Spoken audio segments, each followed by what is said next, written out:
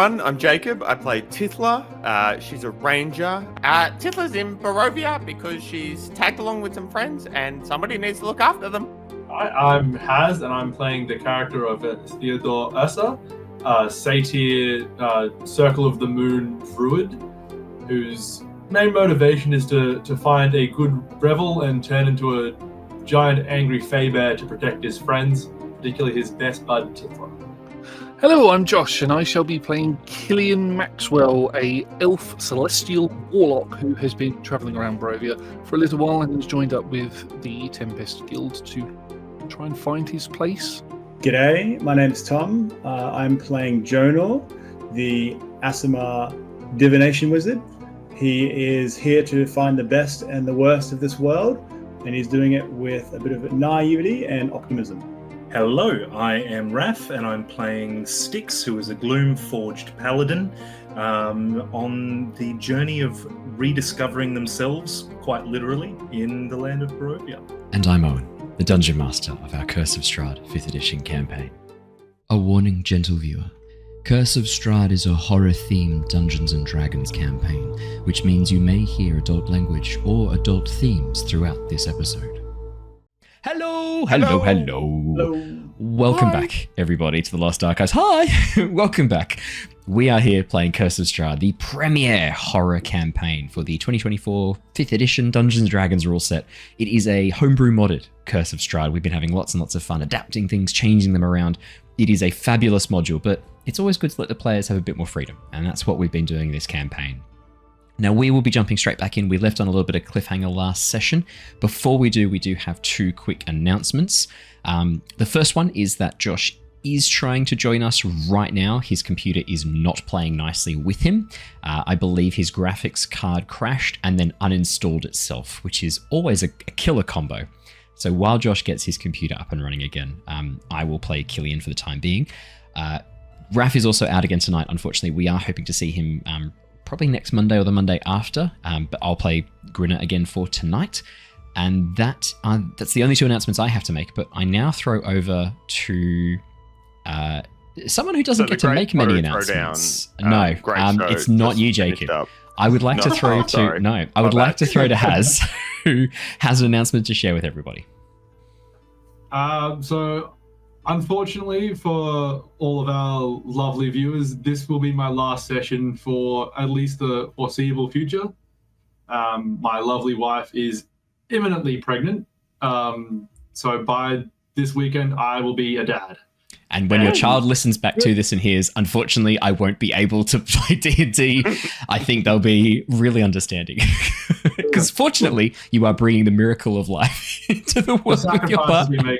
Well, to be fair, Haz is doing nothing. That's very true. Sorry, your wife is bringing the miracle of life into bear, and you're giving her 2 thumbs up and some finger pistols from the sidelines. You can do it. Massive congrats. I am looking forward to seeing a baby with a tiny fro. I reckon that'll be sick. So if you could find one, that'd be great. No, it's this is how the Hodges are born, right? No, I'm the only one with curly hair. Oh, really? Yeah. Are you sure you're a? No. My granddad, my mum's dad had very curly hair, like even more afro so it's like than a this. Generational thing, but maybe. He's been bald since I knew him, so it's only once I found old photos of him back when he was much younger that I realized that that I was not adopted. So quite a realization. So it probably won't be your kid with curly hair; it'll be your grandkid then. By that logic, if it's jumping generations, possibly. I mean, my brother also has straight hair, so it seems like just random, like genetics often. Yeah, genes. Look, massive congratulations. Out of all the reasons to not be available, I think it's a pretty fair one. I put it up there. This will be the second Lost Archives baby. Obviously, Claire and Michael from our Tyranny of Dragons stream and Return of the Giant stream, they also had a little baby boy just over a year ago now. So we've got our second Lost Archives baby, which means that we probably need to start getting some very small dice. No, very large inflatable dice. I figured it out. Some very large inflatable dice for babies. And look, eventually, I think we're going to hit a point where we can have like a kids campaign where it's like all the kids of the cast. On YouTube Kids. And they could play like the kids of their parents' characters. That would be pretty amazing, not gonna lie. Okay. That's a great idea. Let's give it, 8 years, and if this is all still going on, then maybe. What do you mean if? I'm doing this till I'm dead. I don't care if anyone's watching or not. I'm doing this till I die. I'll be in bed, like on life support, the lungs sort of like manually making me breathe, going, and welcome. Dude, that was a rough 8 years for you, Owen. To the last. That's true. I really took up some heavy vaping in that time. Oh man, but yeah, massive congrats. And we will obviously miss you immensely while you are away, and be very excited to have you back. But obviously understand that having a child is a big responsibility and may require a big chunk of your time. So we're very excited to have you back whenever you're able to come back, but also understand that might be a bit of a time period. Appreciate that. Yeah, I'll be back as soon as I'm physically able / I won't get divorced for doing so. And as Jacob did mention, I've done very little up to this point. I have to start doing some shit. and we appreciate your candor. 100%. Awesome. Well, that's the only announcements to share. I like that we finished on a fun announcement for once. Normally I say we've got some fun announcements and then they're not fun at all. It's great that we actually finally have a fun announcement to share. I'm really pleased with that. So on that note, I will do our recap and we will jump into the session. Hopefully Josh will be joining us again imminently. Not as imminently as Haz's baby, but no, actually I want him more imminently than Haz's baby. I need him immediately. Haz's baby can wait a week. That'd be fine. So let's do our recap. Let's jump into the session and we will begin. Our series has been following the adventures of the Tempest Adventuring Guild, Theo, Jonor, Tithla, Styx, and Killian. Having become trapped within the realm of Barovia while searching for some missing adventurers, the team are now preparing to take the fight to Strahd and Sergei. After entering the ruined fortress of Arginvostholt, on the hunt for allies and arms to help in the upcoming conflict, the team have learned that the once proud and resplendent Knights of the Silver Dragon have been reduced to undead revenants. With the only hope of breaking the curse currently locked away inside Castle Ravenloft as a trophy, the party have finally accepted Strahd's invitation to dinner. Passing by the embattled village of Barovia on their way for their upcoming event, signs of fortifications and archers' nest being constructed gave the group a bit of a hint as to what had been happening in the nearby village.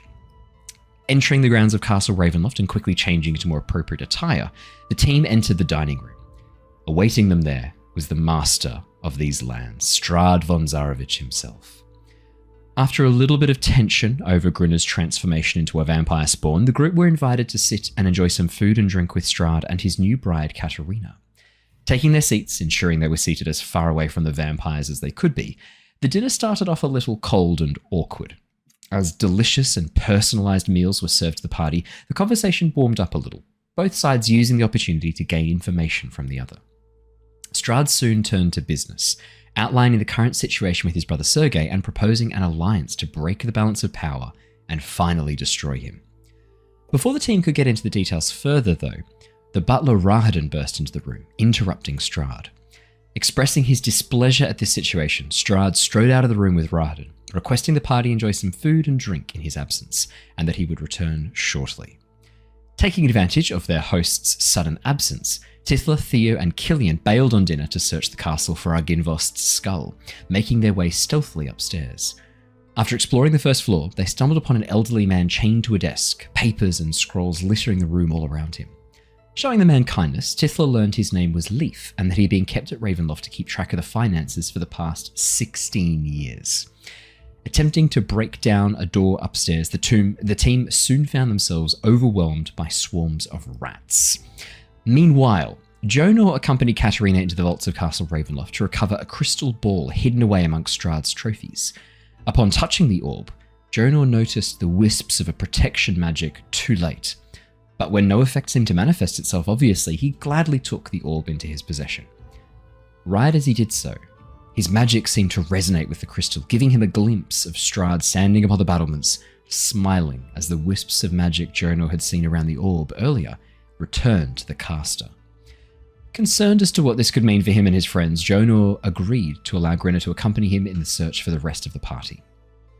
back upstairs, we left off last session as the Trouble Trio finished swatting and stabbing at the rats, proceeding through the ornate door beyond to find a dining room covered in dust and cobwebs. Investigating the room, the team soon found instruments along the far wall, one of which turned out to be an enchanted lute. Moving through the doors and continuing on in search of the skull of Arginvost, the trio soon found themselves in a large ornate bathroom. The tub in the centre full of blood, which rose into a shadowy figure who disappeared behind the curtains to the south, after spooking the party somewhat surprisingly. And that is where we left off last session, as the Trouble Trio, as I am now affectionately referring to Tithla, Theo, and Killian, as you all stand within this very, very ornate bathroom, looking around, still on edge after this figure, seemingly composed of blood, emerged from this porcelain tub, skittered up the wall like a fucking lizard, and then disappeared into the room beyond the curtains after screaming loudly. Understandably, you were all a little bit on edge at this point, and I think you were just about to head through the doors to the north. Killian kind of taking the charge as he uses his locate object to narrow in on the skull of Arginvost. And that is where we left off last session. And that is absolutely impeccable timing for Josh, who has just come in right as we needed him most. Nailed it, Josh. I was watching and I thought, I'll hold off for a minute. I don't want to interrupt the recap or anything, so I'll come in when needed. That was absolutely flawless. So, Jacob has Josh. Your characters, Tithla, Theo, and Killian, stand in this room. The porcelain tub that was once full to the brim with blood is now empty, but there are still these darker stains along the sides that indicate the liquid that once filled it was there. You can still see on the ceiling the Froggy footprints. is okay? Yeah, Froggy's fine. Froggy was banished back into the... I think you resummoned Froggy back into your little... Yeah, as you resummoned Froggy. Froggy's fine. A little bit like... I mean, how do you tell trauma in a frog? I guess its eyes are bulging and wide and it's kind of shivering a little bit as it stands there. It doesn't blink. Yeah. Yeah. And it's also traumatized. Yeah, that too. Did you both just see that? The blood monkey just climbed up the walls and sprinted behind the curtain? Yeah, I was kind of hoping that I was just kind of imagining it, but I was hoping it's the same. Yeah, I don't That know. was horrifying. All in favor of completely ignoring that and continuing upwards towards the skull? Which way is the prize? Upwards? North? It was the northwest when we were stood in the previous room, so I'm going to guess it's through this door just up here. Also, I'm sure this blood monkey thing is not going to have any sort of repercussions for us. If we just ignore it, it'll go away. I like that logic. What? I want to try and see if I can see it or where it went or see what I can get. Yeah, do See you if want I to can make me... sort of track its tracks through some sort of survival-like. Yeah, instance. I would say, do you want to make a perception, investigation, or survival check? Oh, I'll take the survival with the plus. Yeah, 8. oh, really? Huh. Subtle. Oh, that's Yeah, a yeah. 26. 26. Tithla, as you look along the ceiling, you can see these fading rapidly, but still visible to your keen goblin senses, these handprints and footprints stained in this dark Icarus blood. But it seems to be soaking into the stone or evaporating. It's hard to kind of say. You can see the tracks lead up the wall, over the roof, and then down behind the curtains to the south. And as you look, you can see on either side of the bathtub's in this sort of like stone semicircular recess. There's two heavy, thick velvet curtains covering entrances down towards the south on either side of the tub. As you have a bit of a listen out as well, Tithla, with your survival check, you can't hear any sounds coming from beyond the curtain, just the occasional rustling as the pressure in the room, having now equalized with that door open to the dining room behind you, is allowing a little bit of wind to rustle those curtains. It looks like it's gone south, so maybe we'll be okay if we go up a little bit. Yeah, shall we? I go up and do the frog grenade through the next door. That didn't go poorly for us any other time. Tithla makes a point of like being at the back of the group to like try and keep an eye out, make sure they don't get jumped. Actually, this time I'll probably go frog bowling rather than frog grenading. Just keeping it on the ground so it doesn't roll into any other animated bodily fluids. I don't know what you're talking about. If there's a basin of piss in there that animates, I'm going to be real pissed off at you. Oh, I get it. Pissed off. Nice.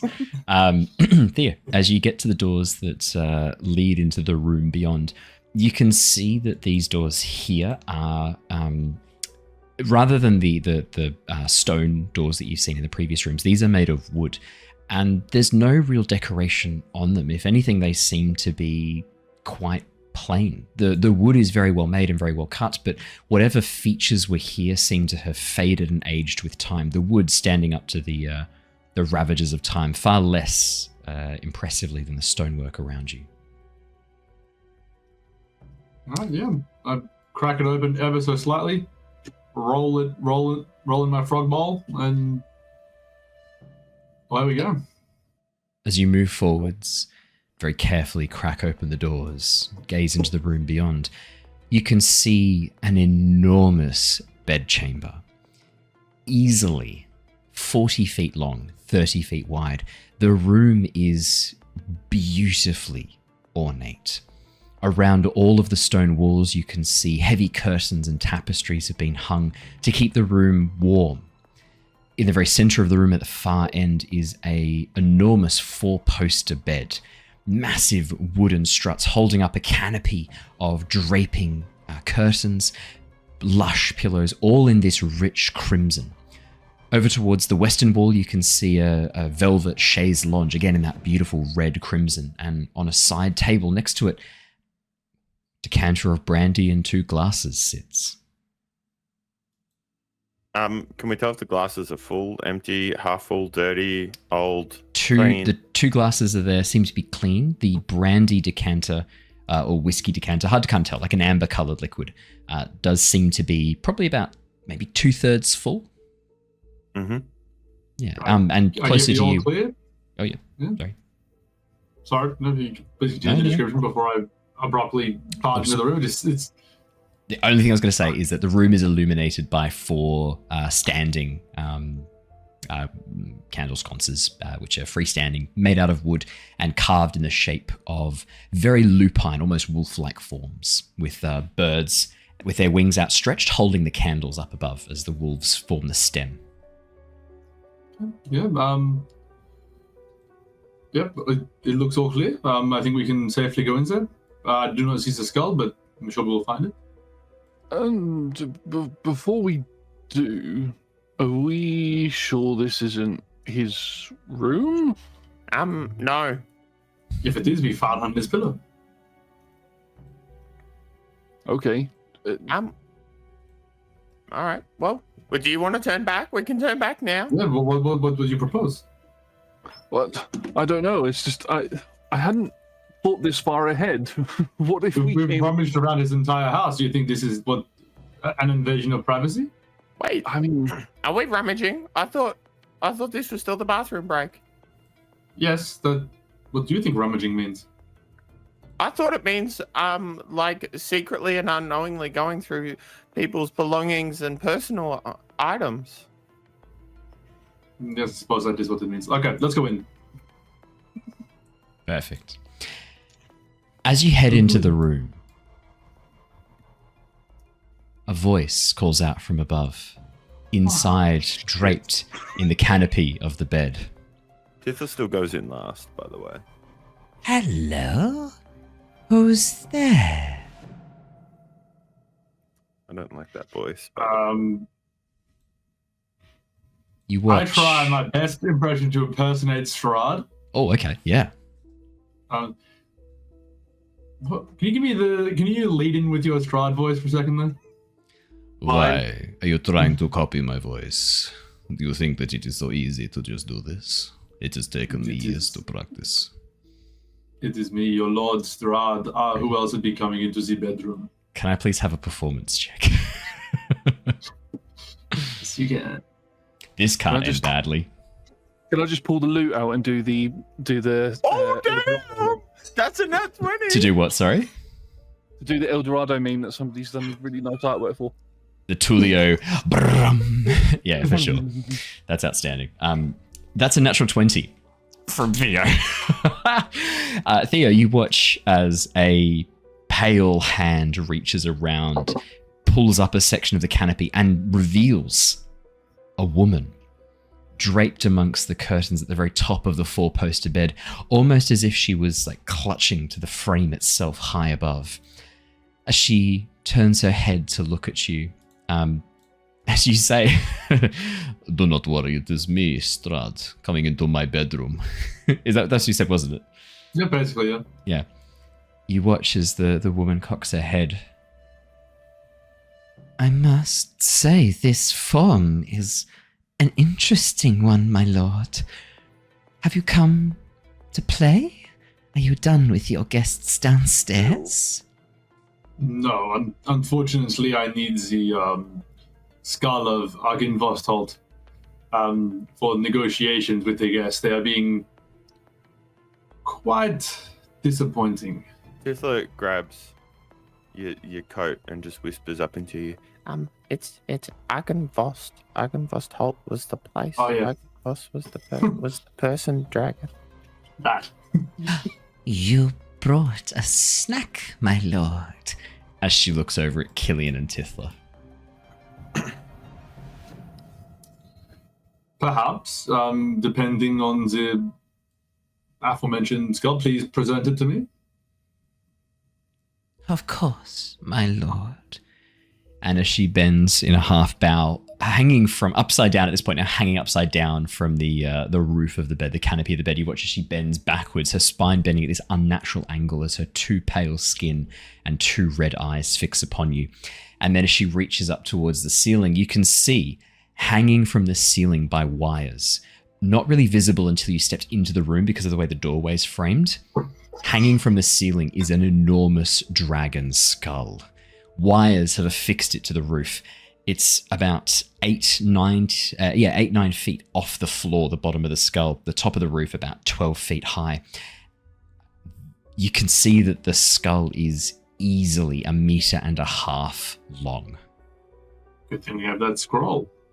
How much like Irina does this woman look like? She doesn't look exactly like Irina, but she has the pale skin, the long black hair. This has been done up into a bit of a bun. There's a resemblance for sure. Last year's model, like a. I'll look up at the skull, and at least it's not a mirror. And he wouldn't be able to see himself if it Doesn't matter was. anyway, they're vampires. Yeah. He'd have to have like a painting hanging above. Like, that's the only way. You couldn't have a mirror. You'd have to have like something pre-painted. Why? Some guy really quickly sketching. Yeah. You don't need to worry about that, Tithla. I know I'm not there, but I feel like I'm the best person to sort of explain that shit to you. Okay, we'll go ahead and explain it then. No, we'll talk about it later. This stuff's smart. Oh, smart. I don't know what that means. I know rummage, I don't know smart. Wait for her to get the skull down for me. Good I do truth. my best to look somewhat impatient. You watch as she smiles, her teeth showing these sharp points, as she crawls up over towards the roof and begins unhitching the wires one by one. As she does so, you watch as the skull slowly begins to lean ominously down before she grabs the final cable and lowers it to the floor, placing the skull on the floor right in front of you. It's at this point you watch as she lands light as a feather on the top of the skull and then climbs down the side of it towards you, Theo. "You smell odd, my lord." What did you say to me? Quiet. Do not mind the Blood bag. She turns back towards you, Theo. What was your name again? You think that I am incapable of changing my scent to suit the occasion? My I do this lord. to fool the blood bags. There is nothing. You that dare are not doubt capable- me? No, You no. dare question me? No, my lord, never. There is nothing that you are not capable of. No act back beyond to the your bed, power. woman. You have greatly offended me. I will deal with you later after I have dealt with my guests. Back to the bed.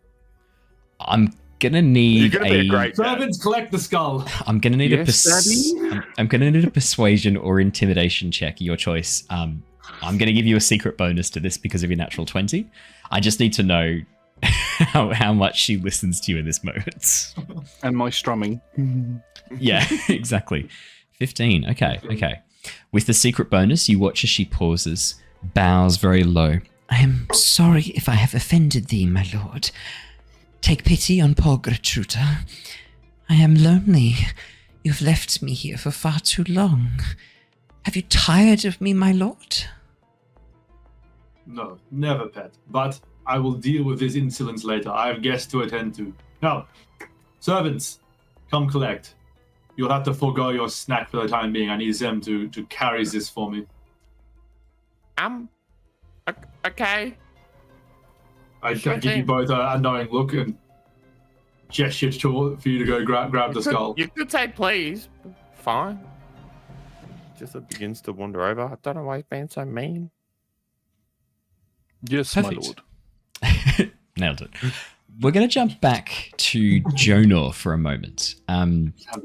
Just because I need to keep time running in a certain consistency. Jonor pretty much settle in, put the feet up on the table, and have a drink. Jonor Restful- decided to restful accompany times. Grinner upstairs in the end, did he not? No, I didn't. No, I did agree for Grinner to begin walking me up in that direction. Oh, was that after the DM Yeah. said, "Hey, I No. strongly suggest"? No.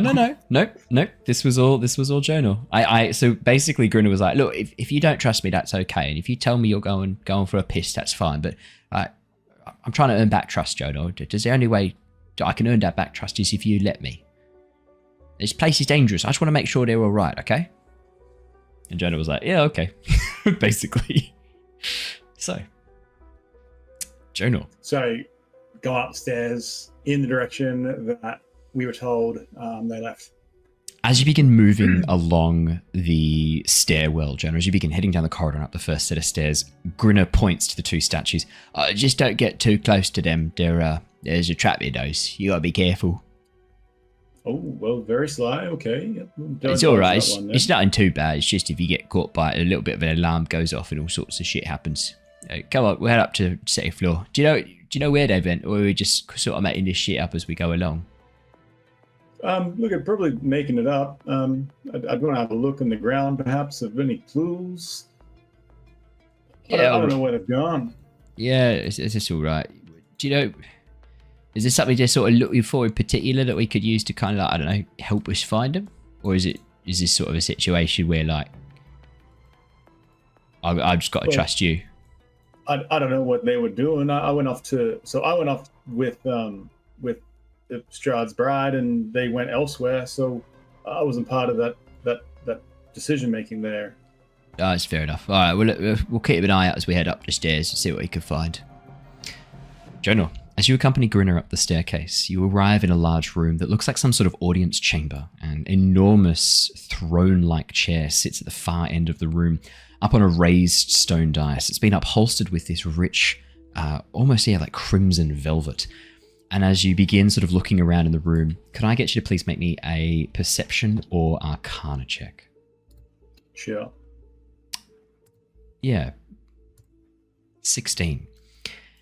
As you begin looking around the room, Jonor, detecting the faint traces of magic in the air, this castle does indeed seem to have this underlying pervasive magical kind of feel to it. There's an enchantment upon the very stones of this place. Not enough to keep it from aging, but enough to slow the decay that's been happening. Sure. And as you focus, looking around, you can feel that there has been disturbance to this arcane force down towards the south. And as you begin sort of moving in that area, Grinner points to some footprints heading towards a door set in the far southeastern section of this room. And as you make your way down towards the door, gazing inside, you see an old man looking almost a bit frantic as he scrambles around, going through pages that are just scattered around him on the floor. As he does so, you watch as he looks up and Grinner goes, "Oh, Hey, Leaf. Grinner. Hello. Nice to meet you. As he looks towards you, Jonor, clearly not sure what the situation is. Oh, I'm Jonor. I'm a guest tonight. Nice to meet you. Oh, nice to meet you too. Yeah. Thanks, Leaf. Yeah. So you get. Just gonna be pretty abrupt here. Have you come across any strangers come past in the last 15 minutes trying to find my party? You watch as Leaf pauses and looks at Grinner and then looks at you, looks at Grinner, looks at you and goes, no, who would be here? I am just doing the taxes, going through the old manuscripts. Grinner sort of looks around and goes like, Leaf, I'm not gonna fuck this, mate. You watch as Grinner takes a few steps and walks down the corridor a bit, looks towards you, Jonor, nods towards the room, goes, I'm leaving, I've got stuff downstairs to do, I'm super busy. And you watch as he takes a step back towards the door, so he's out of sight of Leaf and out of hearing range. Okay, stay busy, Grinner. That's a good way to do it. And I step through the door. And Leaf immediately rushes up and grabs you and goes, are you a friend with the Goblin? You friends with the Goblin? Yeah. Tithla. Yeah, Tithla, I've known her for a fair few weeks now. She's very caring. They're upstairs. They're upstairs. Okay, cool. Well, I'm not friends per se, but I have an interest in her. Here are my shares. They're upstairs. Just that you need to be careful. There's the vampire you're with, Grinner. They said not to tell anyone you're friends. They said not to tell anyone. Look, he already knows that we're already walking about, so it's not really new information. So, it's no issue there. Oh, they're upstairs. They're looking for something. Be careful. I won't tell anyone I saw you come this way. Look, that's very kind of that. I appreciate you, not saying anything. There's nothing to say though anyway. So you know what? I'll just keep on walk. Anything to not touch upstairs as I head on that way. Grinner pokes his head around the corner and goes, I'm not... Whatever. Go on, Jonor. They clearly went upstairs. I looked down the other corridor. The doors are still locked, so there's really only one place they could have gone. Thanks for nothing, Leaf. As Grinner just walks past, makes his way towards the stairs and begins heading upstairs. Oh, well, nice to meet you. Keep doing this finance.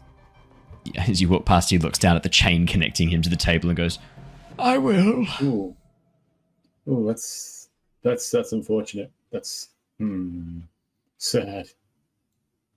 As you make your way upstairs, Jonor, you soon find yourself in a very narrow corridor. The bodies of about 60 rats, some squashed, some sliced, some stabbed, litter the floor all around you. As Grinner sort of looks at the bodies and goes, holy shit. Well, I don't know about you, Jonor, but I'm detecting hints of a trail here. There's definitely a lot afoot here. Look, this is giving me a bit of faith that I can find my crew.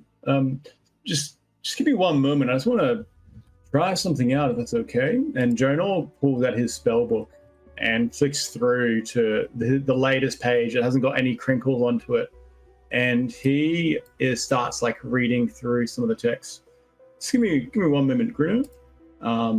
And as I'm going to cast a spell, and as I start saying these words, pictures of Tithla are going to start be depicted through runes, and the vague shape of Tithla as I cast locate creature.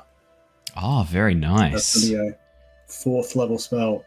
Very nice, Jonor. As you finish the spell, you are familiar with Tithla. You have the receipt, and as you focus the magic and... Sorry, couldn't resist. As you focus the magic and release it, you know that Tithla is 100% just directly to the west of you. Okay, cool. Very good. Not up or down a level? seems like directly west. Okay, cool. Well, Grinner, look, I put you out of your way this far. I'm happy to head on through from here. I reckon I'll be okay from here. Oh yeah, this is the second floor. This is the floor with like, I don't know if Katarina told you or not, but like there's like dangerous shit here. There's like people here who'll fuck you up. Like I can't really just leave you here, Jonor. You're not going to be safe. I can stay here in this corridor if you like, if you really want me to, not follow you. But if you get into trouble, do one of those really sort of high-pitched girly screams that you do really well, and I'll come running. As if I found really nice curtains, like, oh! Yeah, okay, that's, sure, the one you do whenever you're in any sort of like a modicum of danger and you need me to come and bail you out of it. You know, that one. Yeah, look, I try to put those ones behind me, but I've grown Grin on this journey. Okay, yeah, sure. All right. Hang out here. I'll head on through and, I'll come back in maybe 5 minutes and, if not, I'll scream before then. Just try not to get into trouble, all right? Don't head up to the door. There's creepy people in some of the bedrooms around here. Oh, to the north or to the? Did you say to the north? Yeah, to the north of here. If you go sort of like through those walls there, through those doors, you'll get to some of the sort of bedrooms and stuff. Oh, okay. All right, I'll keep that in mind. Some of Strahd's sort of vampires are sort of around here. It's just best not to disturb him, right? Yeah, that's sleeping vampires lie. That's the phrase, right? That's a pretty good motto to live by, Jonor. Yeah, good stuff. Oh, I really appreciate your help, mate. Well, you'll hear from me in under 5 minutes. I hope so, Jonor. Oh, just care for me, man. I appreciate that. Well, catch you in a moment. As you move, with that, I'm going to step over the corpses and push my way through to the next door. As you move through into the room beyond Jonor, much as I described last session, the dining table with the wedding cake in the very center, the instruments down towards the south, including the very ornate harp, and then the door towards the east and the door towards the north. I'm going to wide berth of all physical objects, so table in the middle, just all going north. Around that, not touching it. As you get to there, Jonor, as you get in line with the door towards the north, you hear a strange barking yap and the sound of claws scrabbling on the wooden door. Almost like a dog or a puppy. I'm gonna almost. Emphasis on almost. Like a dog or a puppy. I'm going to pause and then see if it's responding to me. So listening for it. How do you check if it's listening? As in, like, do you make like a noise or anything? What do you do? No noise. So usually when the dog's like tracking you, as you move, it'll make more noises. You stop. It'll stop. Yeah. So yeah, decreased activity. As soon as you come to a bit of a stop, Jonor, you hear the sound of sniffing and a very, very almost fine whine. This like, and then as you begin to make a few more steps, you hear as it begins pouring at the door again. Interestingly enough, it sounds like more than one dog. The vocalizations, some of them overlap. So while you hear one little whine, there's also a little bark that happens at the same time. I'm going to continue walking at a slow pace to the western door. Okay. As you begin moving away over towards the western wall, a much larger bark emanates from the room, this time overlapping with another one. But it's again, Jonor, it's definitely not a full-grown dog. This sounds like a puppy. Noted. Northern bedrooms are cooked, so go on west. Perfect.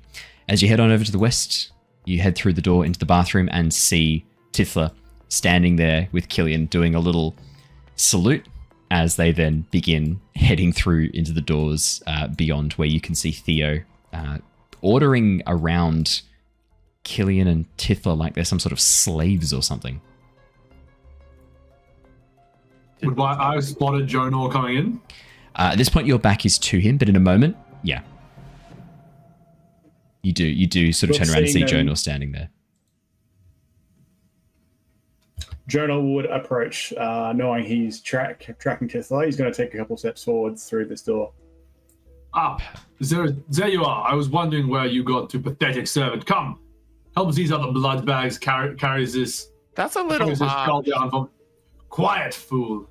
Ow! Do you hit her? Okay, sure. No, I did do the. It's Tithla's emotions that got hurt. Oh, okay, gotcha. Quickly, I grow tired of your tardiness. Get in here. Carry the skull. We have guests to entertain.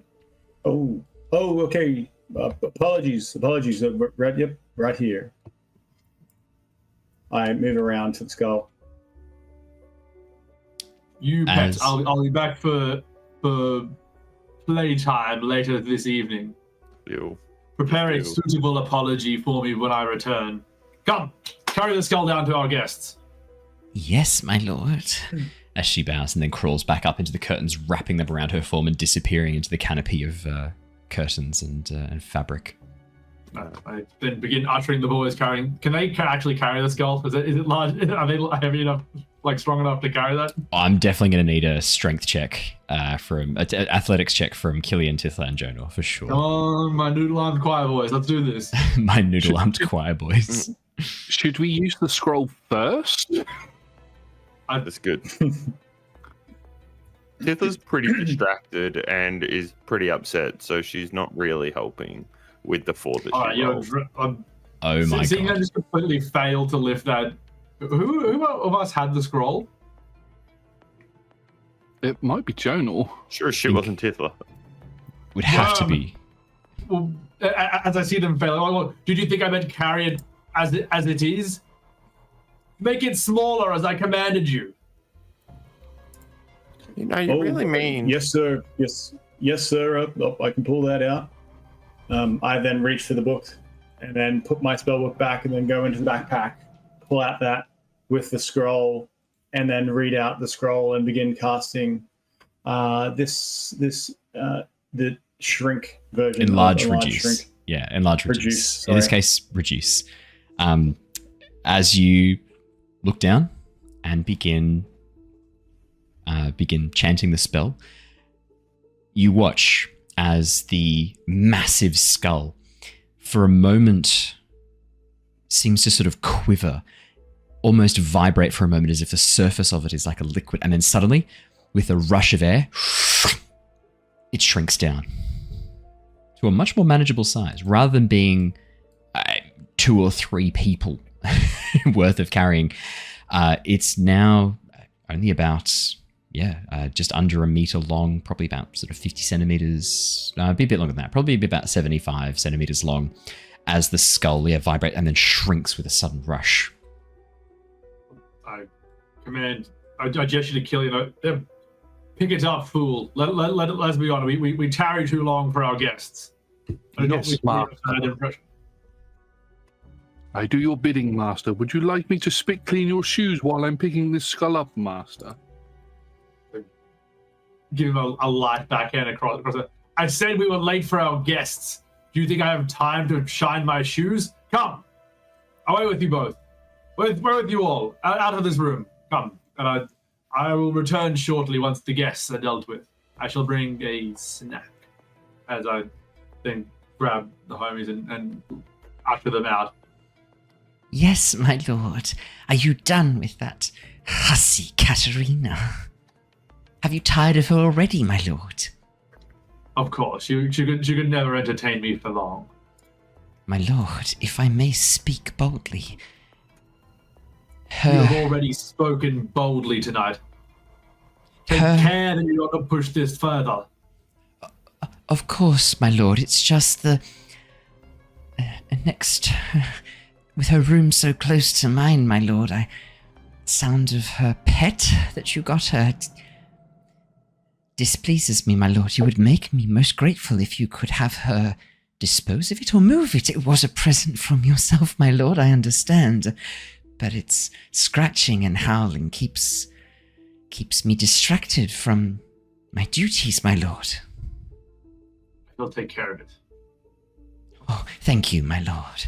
As she retreats back into the canopy of curtains and fabric surrounding the four-poster bed, you watch as the pale figure disappears, hidden once more. Come, servants. On our way. Been moving towards the other side of the door. Perfect. South or east? We'll go south. You know what's south. Brilliant. And Killian, you're currently carrying the skull? I am indeed. When we get out of earshot and eyesight of this woman, I'm going to really hard as I can with my -1 strength, flick Theo right in the ear. Apologies for that, friends. You improvised admirably there. So I apologize. I apologize, my friend. Tithla didn't stop walking. She continued walking off. Theo, one thing that slightly confuses me, don't you have the ability to speak in our minds? No, I mysteriously lost that ability when I gave up being ragey. When you defeated the Blight Druids. Ah, that's a character trait I didn't realise had happened. That's because I wasn't there to fight the Druids. That's good to know that now. I will not scold you anymore. Yes, otherwise I would have. No, I lost the ability to speak telepathic. When Theo defeated the Druids and reawakened his true Druidic power, upgraded to the 2024 Druid rulebook, we changed around. Yeah, you can speak in wild shape now, so I don't. He need no it. longer needs telepathy. I will admit, though, and It was handy. this says a lot about me. That did quite turn me on a little bit, so let's carry on. Are you talking as Killian or as... There's some art. There's some art there. Is this Killian or Josh who's talking right Yeah. I think both. now? Okay. There's some You still art. got that content warning at the start of this, Owen? Always. I've learnt my... Even if Raph's not here, the content warning is. Where is that? Is the room to the north where the barking was from? Yeah, as you move back into the dining room, you can hear the sound. Before we do that? Yep. So I would, as we're in that bathroom, I would have not let Tithla go out there because Grinner's there and we have the skull. She would have tried to drag you off. I will get back and get down to you. I'm so sorry. It was an act. I swear I was just pretending so we did not have to fight that lady. I didn't want to hurt anyone else. So I pretended to be Strahd so I could get us out of there. I had to treat you like he would treat you. You know how he left us, remember? He left you. He's a bad man. I had to treat you like a bad man. I would never treat you like that. I'm going to roll for this because Sanity there's check? a few things going on in Tithla's mind. She is still sort of under the effects of that bad roll and the not trusting her friends. The temporary insanity, yes. Yeah, that. Yeah. So that's really still going on in her head. You've been scolding her for accidentally saying Raspet was a friend for the last... I guess Harrison was doing game that. time. He was only a little bit doing that. Pretty good timing to you have are the her Raspit closest artwork and come up dearest right as friend. you say that too. So I As if think mocking you. a 2/3 chance of Tithla not believing you is reasonable. So a roll D100. Oh my god. Hey, beats it. That's 2/3 a chance. 66. 66. That is exactly 2/3. So well, it's actually just shy. Technically, it is Beats it, just It's Means it? 66.6. 0.666 recurring. So a 67 would have We succeeded. round down. Oh, you always round down in D&D. That's known. That is true. You That is do true. always Always round down. always round down in D&D. Jacob, you were almost technically correct, but Haz is more technically correct, which means it's got to go. Like you know how I love being technically correct. Haz That's is why I was going to give it to you as the DM Yeah. to rule. I'm happy to have Tithla storm off because she's upset and tears in her eyes.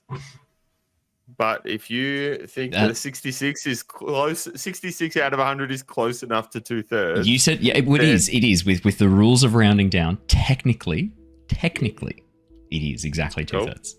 Sounds good. Cool. I will make it up to you. I swear. I am so sorry. I just didn't want violence. Tithla just turns away from you, but doesn't push out the door. Jonor, you were saying? Yeah, well, you guys found it. Well, Good job. That's not as big as. Actually, no, it's huge, wasn't it? Yes, it was very big. Just before we plunder probably a significant item of Strahd's, I should mention that I start to whisper. Grinner is just $2 down, and I don't want to. We probably shouldn't show him. Well, why did you bring him here? There's one other thing, Jonor, you also know. The spell Enlarge Reduce lasts for about a minute. Oh, okay. So that skull is small for a minute. You've got as soon as you get to this point, it's either going in the bag of holding or you're going to be casting this spell a lot. Yeah, straight in the bag. yeah. As I'm getting ready to put it in the deepest inlays of my armor so that nobody can see it. What? Oh, okay. In the bag. All right. More pressing than that. Tithla, stop walking, please.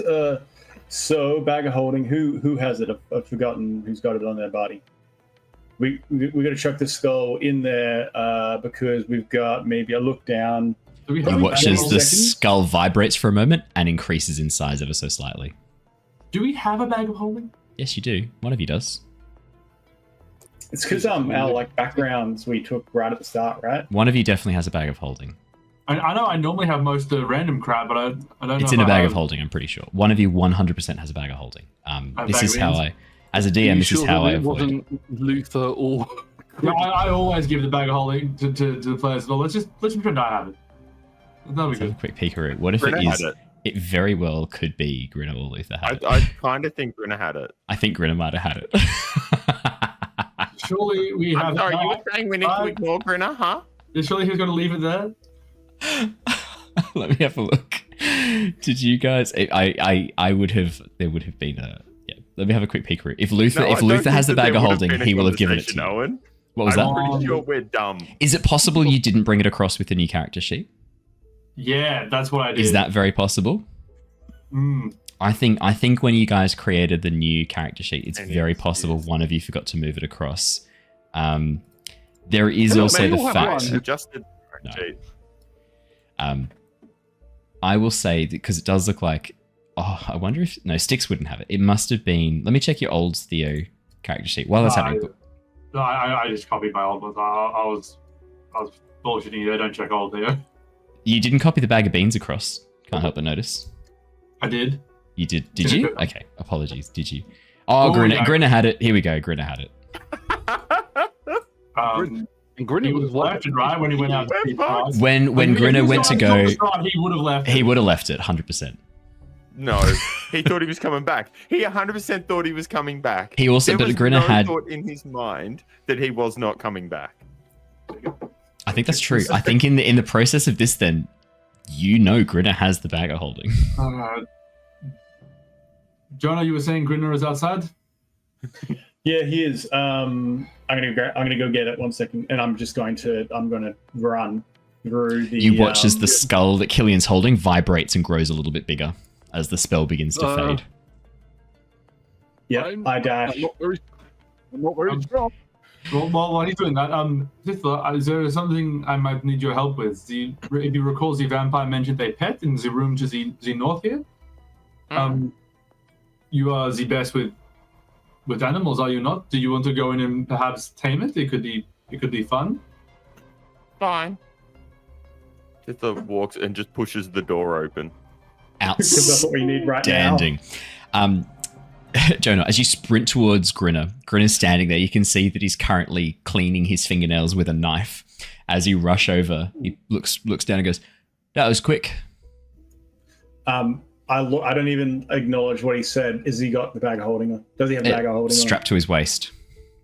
Bag of holding right now, and I reach for it and go to grab it off him. Well, all right. Shit. Fine. Yeah, whatever. Yeah, sorry. And I turn around, bolt back. If you're that desperate for the bathroom, I could show you where it is. Please don't muck up my bag of holding. No.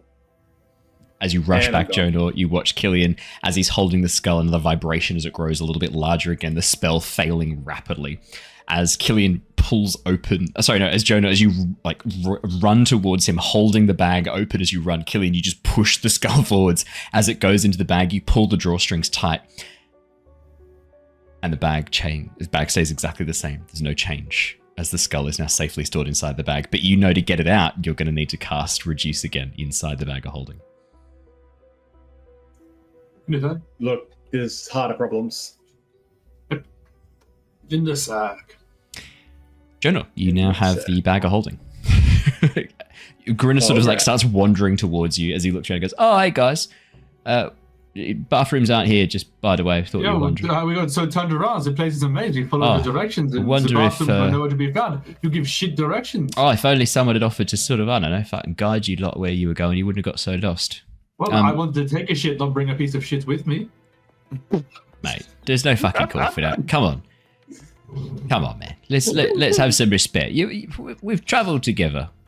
We've. But just appear behind Theo again, and I just go blink. Sorry, I'm still caught up in the persona.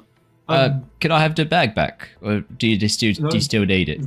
That's our property of the adventuring group. That's Tempest Adventuring Guild property. Right. I'm very happy to swap out any of the stuff that you had. The bag we used to wear together. Give me this bag. No, it's all right. So I just thought that you wanted me to hold on to it. Wasn't that the plan? Oh, we did until you went off and got turned into a vampire spawn. All right, mate. We fucking get it. All right, fine. Take the bag of holding. It's no skin off my back. I don't care. Good.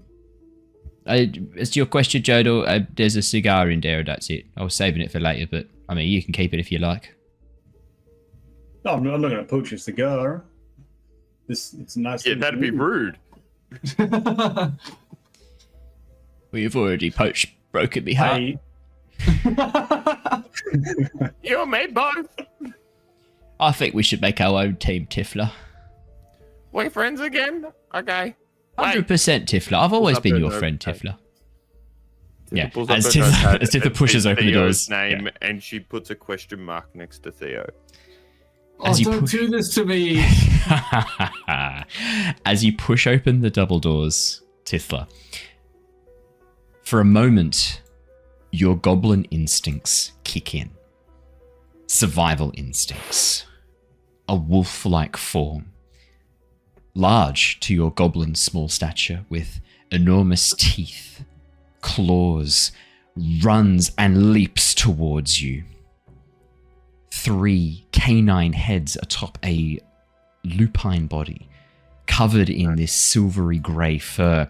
This large wolfhound-looking dog with 3 heads leaps on top of you, Tithla, and as you brace yourself, preparing for the teeth and the claws to rip into your flesh, you feel 3 sets of tongues very gently lick at your cheeks. Stop it! Stop it! Oh, yeah. It's Katarina's dog. Well, I think it's a dog. It's got a lot of heads, more than I'm used to seeing. Tithla tries to feel for a collar. Yeah, there's 3 collars, one on each head. Yep, each head has a collar and a little name badge on each collar.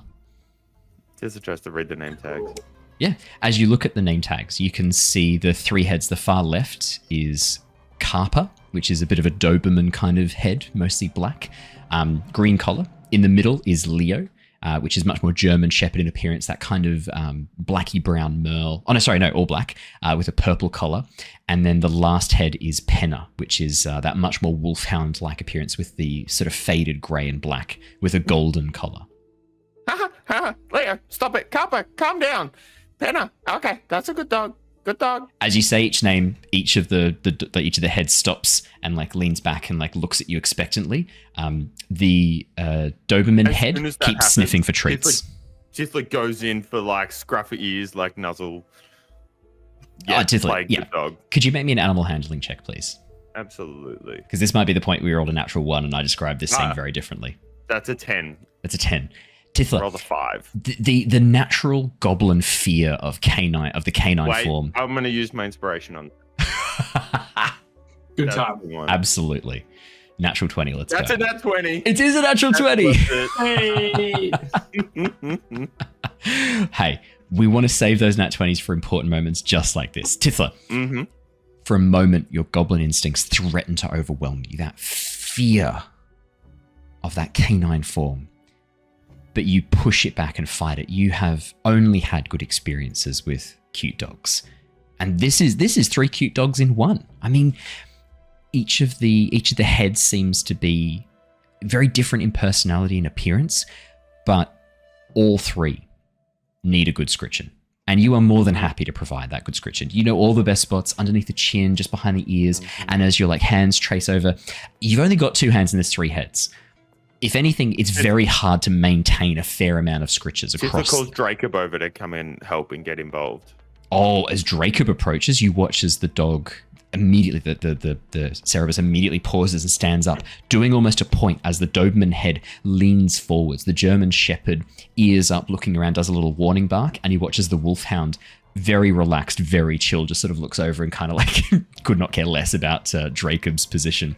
But as the Doberman head kind of pulls up the front paw into that point, the Doberman pulls the Cerberus forwards, and begins sniffing at Jacob's behind and trying to get around Jacob to get a bit of a game going. Yes, good dog, good Jacob. That's it. Yeah, good job. And how does Jacob feel about puppies? I think Jacob's instincts are informed from Tithla's. So if Tithla is comfortable, Jacob's like, fuck yeah, whatever. If Tithla was apprehensive in the slightest, Jacob would be like, I'm going to kill you. Well, in that case, then I'm grateful that it's much more of a chilled encounter. As Jacob, as the puppy starts to get a bit more excited, Jacob lets out a warning growl, this low, and you watch as the puppy immediately backs off and then comes in much more submissive, almost pulling down underneath and rolling on its back, submitting underneath Jacob as Jacob looks down and sniffs and then nuzzles the puppy. Love it. Yeah, and they're having a great time. Tithla's having lots of belly scritches. Jacob then rolls over and gets belly scritches as well. Yeah. Oh, Tithla, I'm so sorry. You don't know what that dog's been licking. As Grinner watches as the dog keeps licking you. He watches Grinner pauses, considers that information and goes, yeah, I'm sorry, pup. I don't know what that goblin's been licking either. Cool. So, hi, pup. Nice to meet you. My name's Tithla. The heads look around. I know your name. I read it. I said it to you. I just saying hello, introducing myself, puppy. You watch as the Wolfhound head, Penna, leans forward and kind of starts sniffing at your clothes looking for a treat. Sniffing around your backpack where you keep your trail rations. Something out and gives it to all 3 heads. A little bit to Jacob. Everyone gets a treat. Perfect. Yeah, Jacob insists on being first. You watch as Jacob sees a bit of jerky being pulled out, immediately pushes the pup aside, begins sniffing close to the... Tithla goes to give it to Jacob first, but then holds it back, indicating for Jacob to be patient, and then gives it to Jacob, and then gives it to the other dog heads. Perfect. While all this is going on, Jonor, Theo, and Killian. Theo's just happy to see Tithla smiling and enjoying something. Fair enough. Nice image to see. Yeah, I guess it's all right. I'm a bit of a dog person myself, but I don't really get to spend much time with this little critter. Pretty cute, isn't he? Yeah, he's pretty wonderful, I must say. Not what I expected for my first time meeting a Cerberus, but pretty good. Oh, is that what this thing's called? I just thought it was some sort of mutant. I'm not sure. Do you know how he would come to be or how he is made? Nah, Katarina asked for a dog. Strahd brought this thing in. Guess he can't be all bad, then. Well, I mean, compared to Sergei, fuck no. It's all a scale, mate. It's all a comparison. If you compare me to Tithla, I look all bad. Tithla seems to be a bit of a good egg. You were a good egg yourself. Perhaps you still are, but I apologize. I just find it difficult to trust you when your allegiances can be so easily swayed through blood. Look, I've said my part. I'm not going to go through it again. But I still want the same things, all right? What I want is for us to all get home.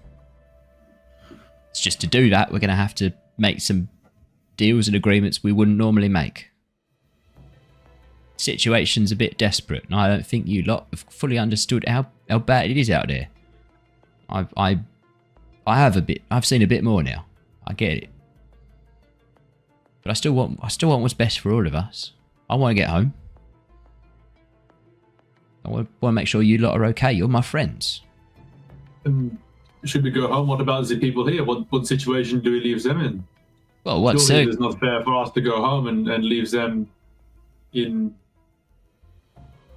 whatever this is. Well, once Sergei's gone, a lot of the threat that they'll be under will be gone too.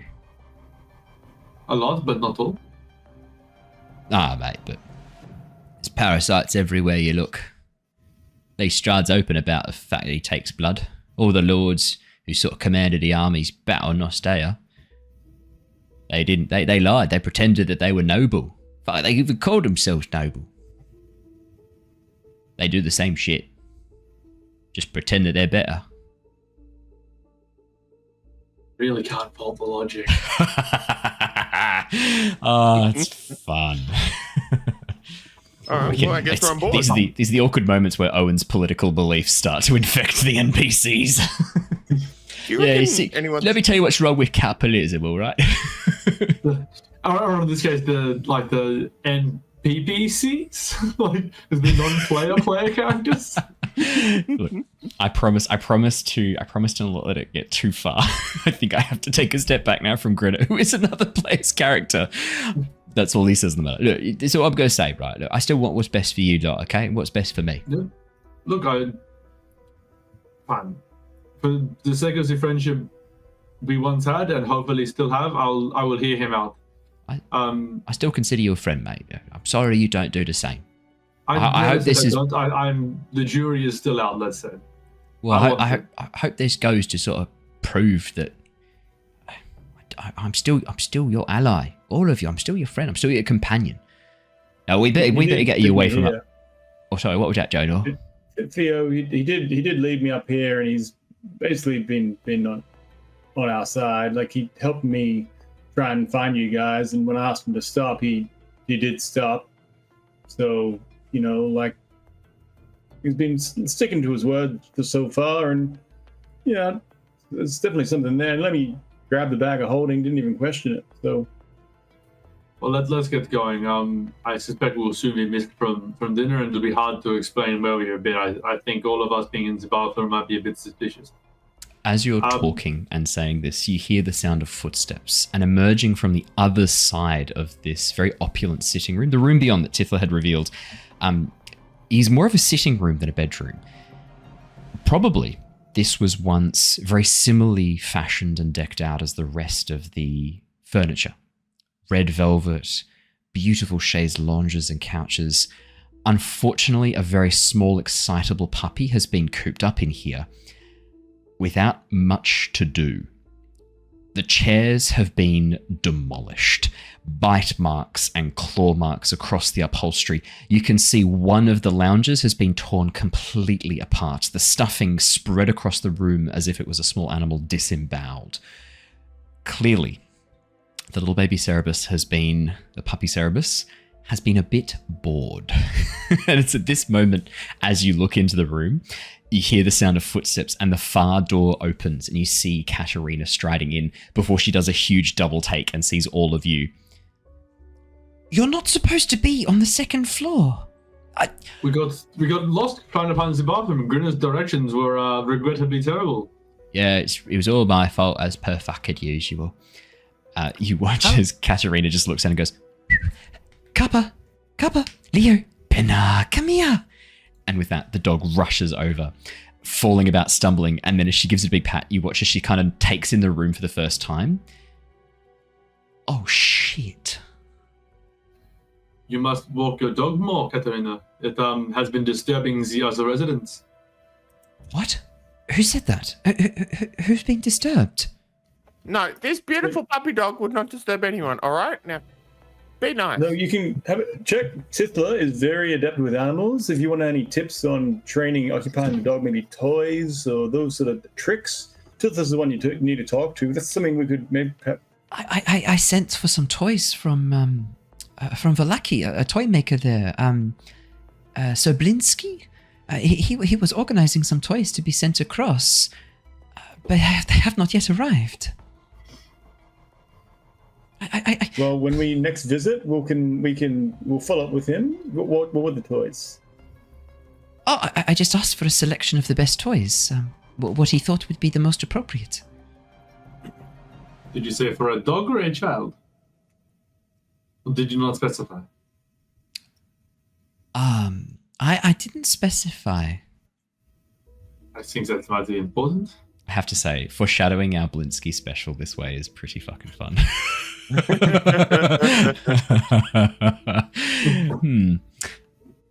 Foreshadowing is a literary device used to. How did we not?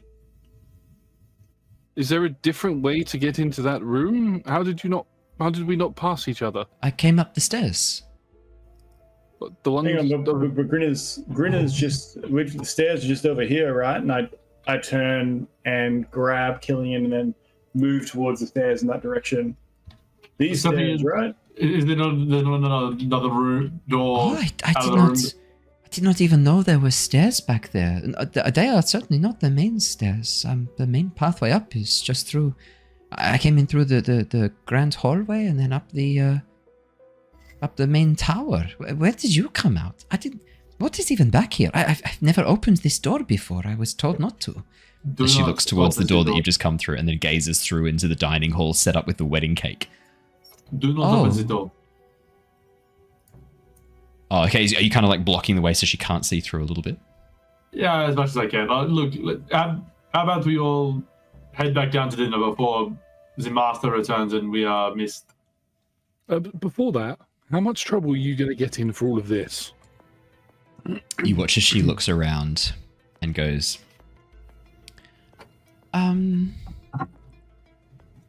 Oh, that's not important. It'll be fine. I'll just need to make sure I take this little rascal outside more often. Insight check? yeah, good call.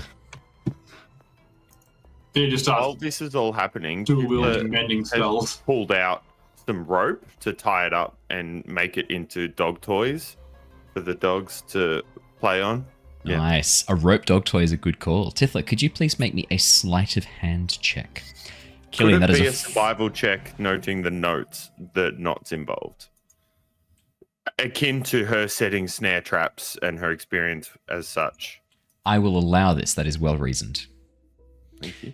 Killian, as you begin sort of like looking at Katerina, examining her body language, yeah, she's lying. She doesn't know exactly how much trouble she's in, but you can tell she knows this is not good. Maybe. Tifla's doing something in. I'm just going to sort of put some rope on the floor for Tithla. Let me help out a little bit. Jonor, I don't know if you happen to know the spell mending, but maybe between the pair of us we could mend as much of this place as we could. Theo starts firing off bendings too, as you mentioned that. They fix, I clean, prestidigitation. Nice. I mean, you're okay. gonna get that. The golden dust just sprays down, and all the dog. I like that you're black kind of like slobber and stuff. an Aasimar moth, where like you spread this like golden I dust could have a lamp, brother. as you flit around the room. Jonah, there's a big fire in the corner of the room. As you go into moth mode, and you see the flames just drawn towards it. Oh, drawn. Away I go. Could I have spellcasting checks from all three of you, please? Just as if you're doing like a cantrip. Tithla, 26. With Killian's rope as well, you not only make a very decent approximation of Dracob out of the rope tied together, you also manage to give it little tiny rope wings that you are hoping Dracob will have in the near future. As you finish making a very good Dracob chew toy out of the rope. And as you show it to the three heads, you watch as the middle one, the German Shepherd, Theo in particular, there's this look in the eyes. As soon as you hold up the finished product, as the jaw drops ever so slightly, the tongue lolls out to the side, and you hear as it just stares She gives a down. little shake. And she throws it in the air for the three of them to try and catch. The wolfhound head is almost thrown backwards with the whiplash as the German Shepherd head, Theo, takes the takes the bait and leaps for the rope toy, grabbing it and then pulling it down between the paws, chewing into it, doing a huge head shake that gives smacking the rope tail into either side of the other two heads, the Doberman head and the wolfhound head. As then like paws down and begins chewing, the Doberman head trying to get in, the wolfhound head sort of like making a very half-hearted chew on the tail before sort of like giving up and looking around for more treats. Jonor, Theo, and Killian. 20 for Jonor, 22 for Theo, 14 for Killian. Still decent rolls, and the average. I'd like to point out that that's the third time in a row I've rolled a 7 on and my it's been a dice. 14 as well. Yeah. That's interesting. Did you forget to pay your Roll20 good roll tax? I'm rolling it through D&D Beyond, so I'm guessing Wow. D&D Beyond's not like I did make some rather contentious statements about Hasbro recently, so I might have fucked up your rolls forever. Sorry. Were they contentious? No, they were spot on, and if anything, I was a bit tame. I should have gone harder. Regardless, I don't think we has bros anymore over at that company. I see. With the three of you working together, it is a very, very quick amount of time. Jonor using the prestidigitation to pull together the stuffing, using the mage hand as well, Jonor, to help kind of grab things and hold them together, as Theo and Killian together using mending. Really, it's only about 2 or 3 minutes worth of work. About the time it takes Tithla to make this chew toy, before the room is actually looking fairly good. The carpet has been repaired. Prestidigitation has cleaned out some of the dog wee, Jonor, but good call on that. The dog slobber. And with the couches and chaise lounges repaired. Anything that you can't repair, you watch as Katerina just picks it up by the armful and throws it in the fire in the far eastern corner of the room. Just dumps it in the flames. She looks back and sees you dusting your hands off. She goes, Well, if it's not here, who knows what happened to it? you like Grinner nods and goes, You know, Katerina, I think I misjudged you. You're kind of a badass. That fireplace is like disproportionately huge. It's massive. Theo, as you notice the fireplace, as it catches your eye, this enormous 10-foot, almost 15-foot wide fireplace, the flames roaring in the hearth like a bonfire burning on petrol and gasoline. Yeah, it is a bit disproportionate, isn't it? Why is the fireplace so big? It has always been like this. To be honest, I asked if it could be put out. I was worried that my little fur baby here. As she gives the heads a very quick ruffle on each of the ears, you watch as the wolfhound really leans into it. The German Shepherd as well, the Doberman, taking advantage of the sudden distraction, grabs the rope toy and takes it away from the other two heads. I was hoping that we could put it out, but no, we were not. I was not permitted to do that. Well, regardless, we fix the room up. Shall we head back down to the dinner? Thank you so much. You have helped me so much. I don't know how to repay you. I guess in a way I kind of have prepaid you, Jonor. She gives you a bit of a smile and a wink. What is she talking about, Jonor? I'm happy to share. I'll share with you. Just finish your dinner first, and then I'll fill you in. Fine. Shall we then? Tithla, I'm afraid you'll have to leave the dog here. He cannot come to dinner. No, it's okay. I'm happy to stay here. No, if you stay here, Strahd will probably kill you and turn you into a vampire like Grinner. Really? Grinner? Would he do that? You watch as Grinner like pauses for a second and goes, I give Grinner a look. Like, you were probably safe passage, but like probably don't make him mad, Tithla, would be my advice. Fine. Will we get to visit again? I hope so. I think you should. All right. Well, Tithla looks at the dogs and goes to bend over, but then doesn't need to because it's a puppy and she's tiny. It's taller than you, yeah. Yeah. grabs the two outside by the ears and looks at the other one and is like, I will see you again, okay? You go We to will say be that, friends. but instead you only get about I'd say like a fifth of the way through that before the German Shepherd sticks its tongue in your mouth. Just doesn't. Okay. Cool. Well, bye for now. TTFN. That's When we come back, I can cast Speak with Animals for you, and you can talk to the dog. I can talk to them now. Can't you hear me? But you could understand what he says back. I understand. Okay, I was just offering. I thought it might They be just fun. tried to kiss me. I think that's pretty clear. That is pretty clear, actually. A fair point. You watch as Katarina looks, goes, Tithla, you've got a bit of food on your. I think she points at the side of your mouth. Just like the other side of her face. Can I get it? Like what? Jonor, can you Can I please get press it? the digitation, huh? Turn that one around here. Here we go. Little mage hand, and it brushes off. Just a few crumbs and a bit of a smear of sauce get wiped off Tithla's face. The German Shepherd following with wide eyes, trying to lick the mage hand to get the food. Tithla grabs 3 last treats and throws them on the ground. And she says to Jacob, "All right, time to go."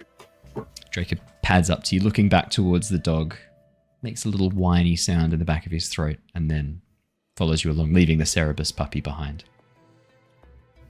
Or Cerebus. I think there's 2 different ways to pronounce it. I'm going to stick with Cerebus because that's what I started with. I suspect. I don't know if I'm remembering Isn't it correctly. Cerberus?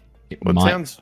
Cerberus, yeah. It might be Yeah. technically to say Kerberos. I'm not sure. I can't No. remember if it's a hard or a soft C.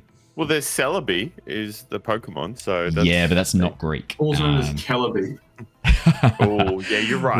I'm when just you put it like that. I'm just remembering that like Dionysus is actually Dionysus, so it could be that I'm mispronouncing this. Oh well, it's all good. I'm sure someone. Oh, do you will mean let me know. Dionysus? Yeah, thank you. Yeah. As you begin making your way, so is your plan to head back down the main stairs or your little secret stair? Just get Katarina to take us down. Yeah, Katarina will immediately head away from the secret stair, back towards the way she knows down. Which is where exactly? As she takes you towards the north, the room that she opens up to is a long corridor. You can see that it stretches down, stretches towards the north, I should say, stretches away into a much Oh, that's a larger... door. I thought it was a window. Like, where the fuck is this door you're talking about? Katarina just crawls in through the window. Hi guys, did you miss me? No, as she leads you to the corridor, you can see that the corridor here splits out into a couple of different directions. It looks like this heads towards the west.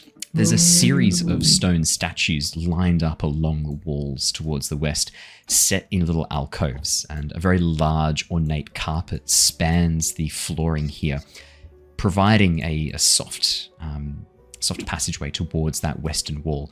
To the right, though, you see an enormous tower. The staircase that leads up and down from it is unguarded by a rail.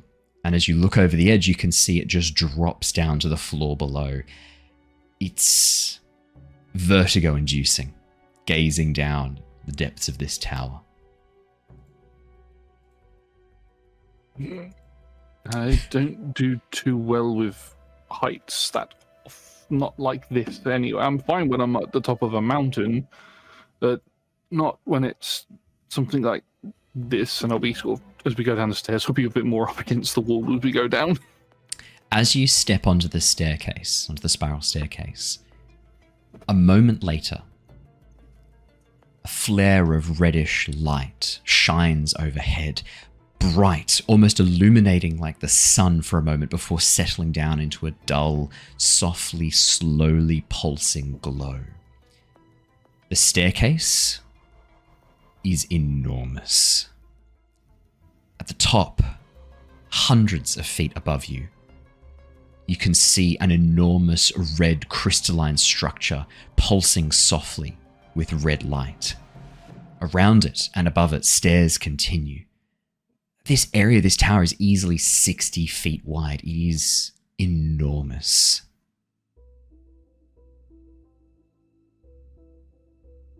And that's what you see. I've never seen that red pulsing from outside the castle at night before. Very bright in here, but not bright outside.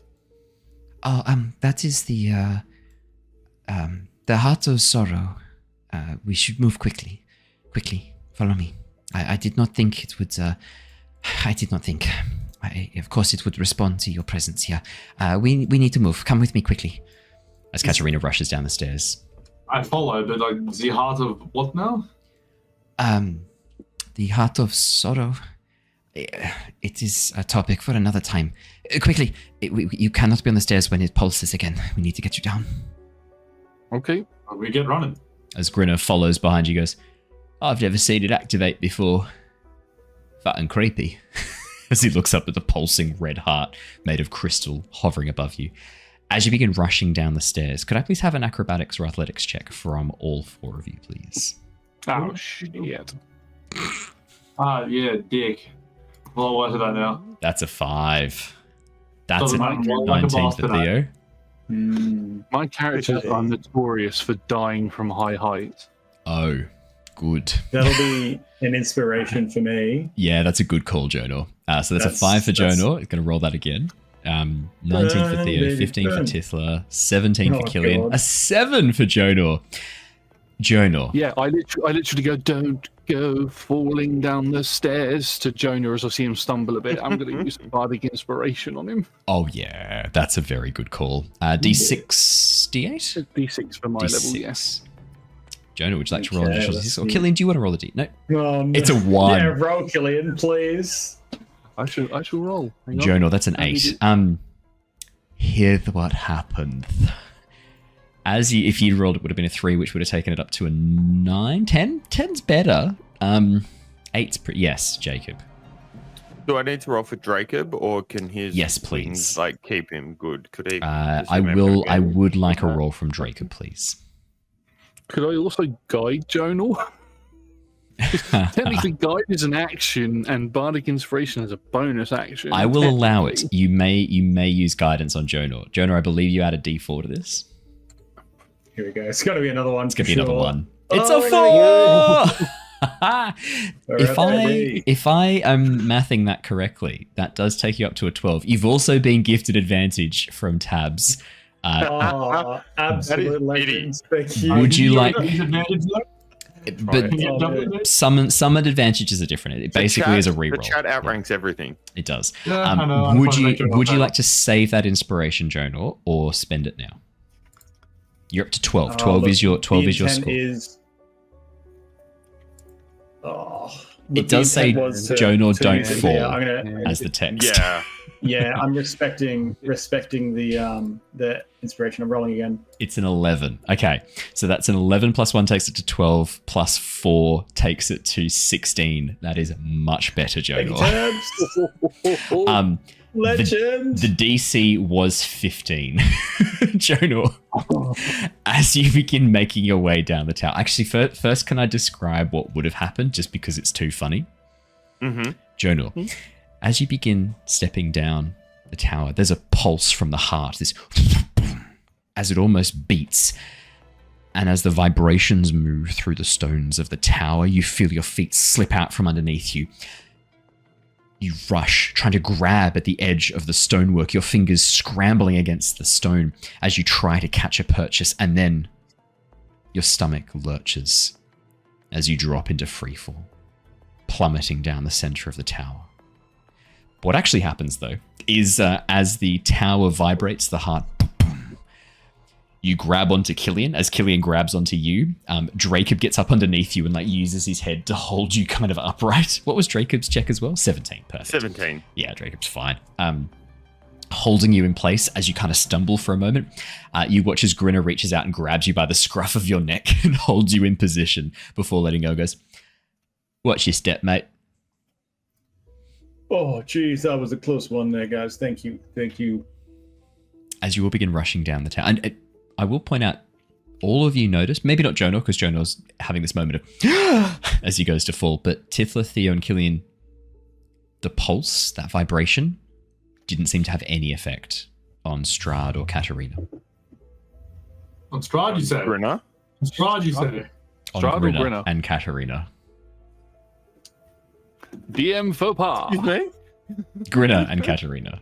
It's just because the Curse of Strahd logo's right Oh, there. sure. It's where I was Oh, looking. okay, sure. You know, Grinner and Katarina. It's just where I it. was looking.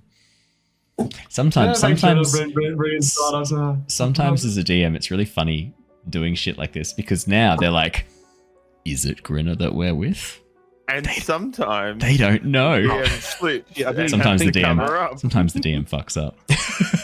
And you'll never know which one it is. Bag holding though. Bag holding. I think we recovered that well. I think that was flawless. I am really suspicious that Katerina isn't Katerina. Why? She's been nothing but lovely. It's actually she was Katerina from the randomly in sea. the room, wasn't she? But she also liked the puppy. I was afraid of getting caught, so That's true. As we're going down the stairs, so we'll just say, I'm glad you didn't fall, Jonor. If you had, I do actually know Featherfall, so I could have just cast that on you, but it's just the fear of falling is terrifying. Oh, you don't need to tell me. I'm feeling it in my bones, and I'm just like weak knees, Palms sweaty in his pockets. Yeah. Mum spaghetti. I knew he couldn't resist. I knew if I started that, Tom would finish it.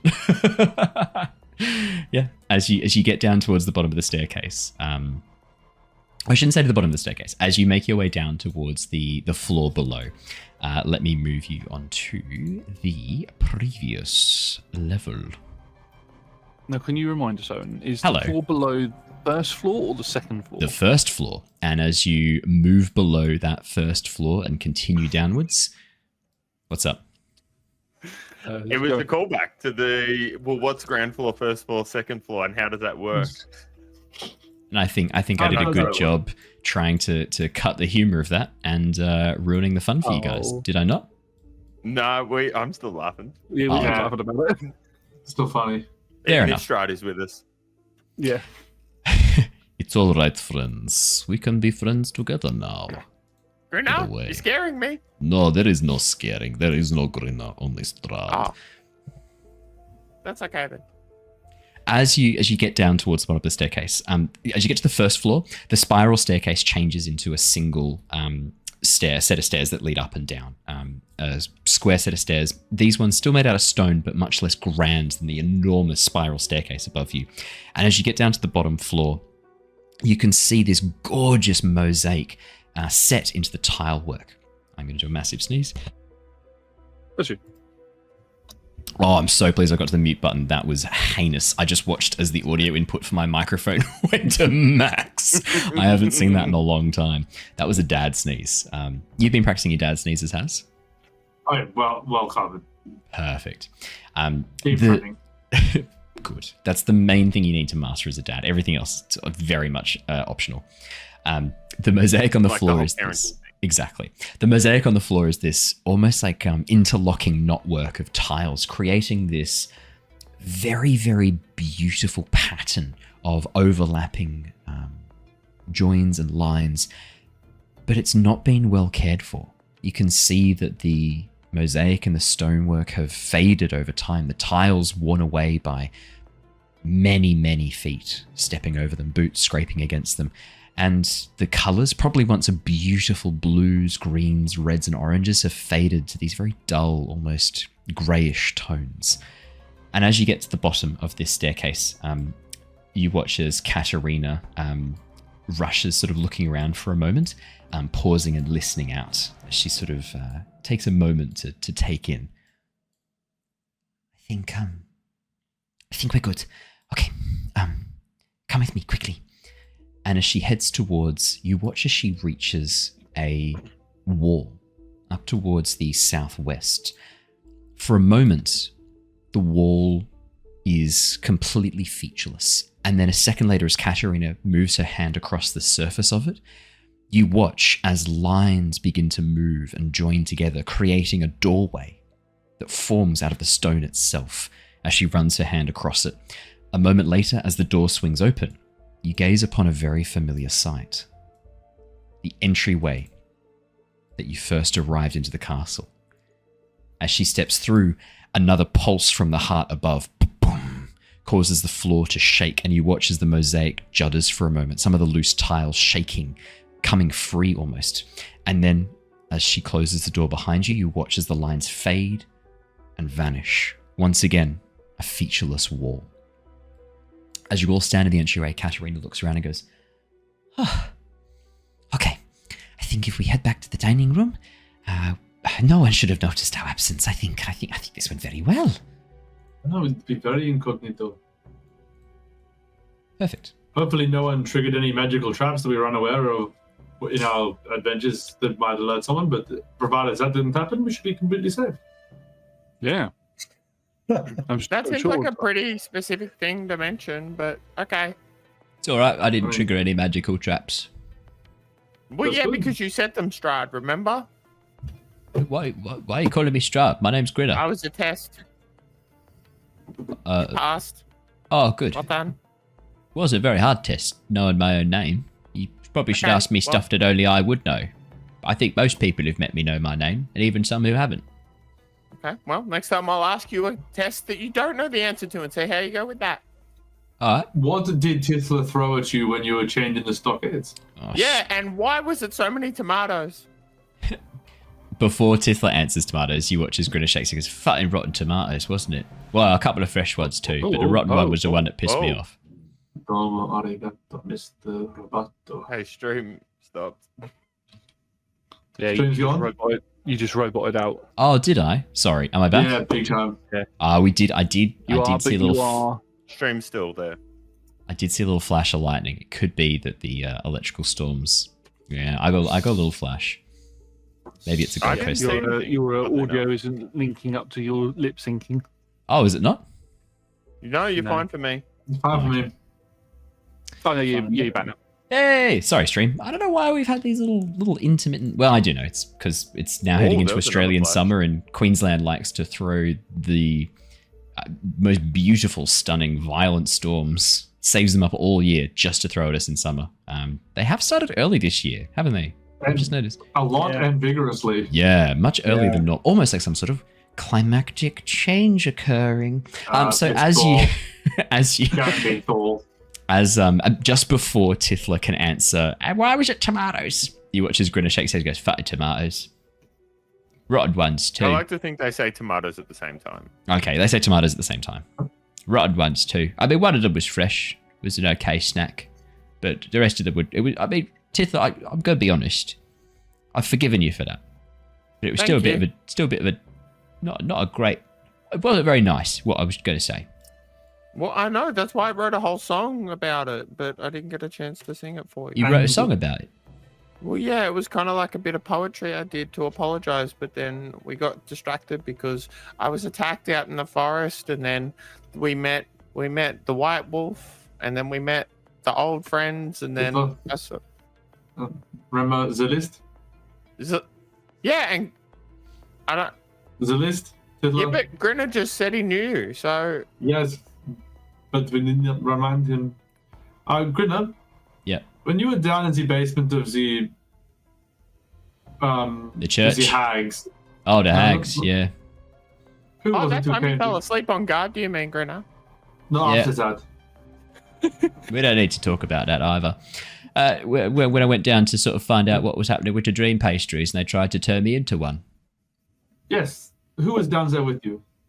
Pretty sure it was you, weren't it, Theo? It's still him. Could I just I say, look at- those fatty bitches, are they dead? Oh, we will kill them one day. We will kill them one day. They're not dead. I did ask Strahd about that, and he said that they weren't. And I'll be honest, that pissed me off a little bit. Yeah, we will get them. Yeah, too fucking right. And their oven. And their Oh goblin yeah, eating oven. Tithla. That yeah. Have you got some sort of blood for you to get into the oven now? Hang on, we smashed the oven up. There wasn't much left of it. No, there was no oven left. Yeah, we destroyed that oven.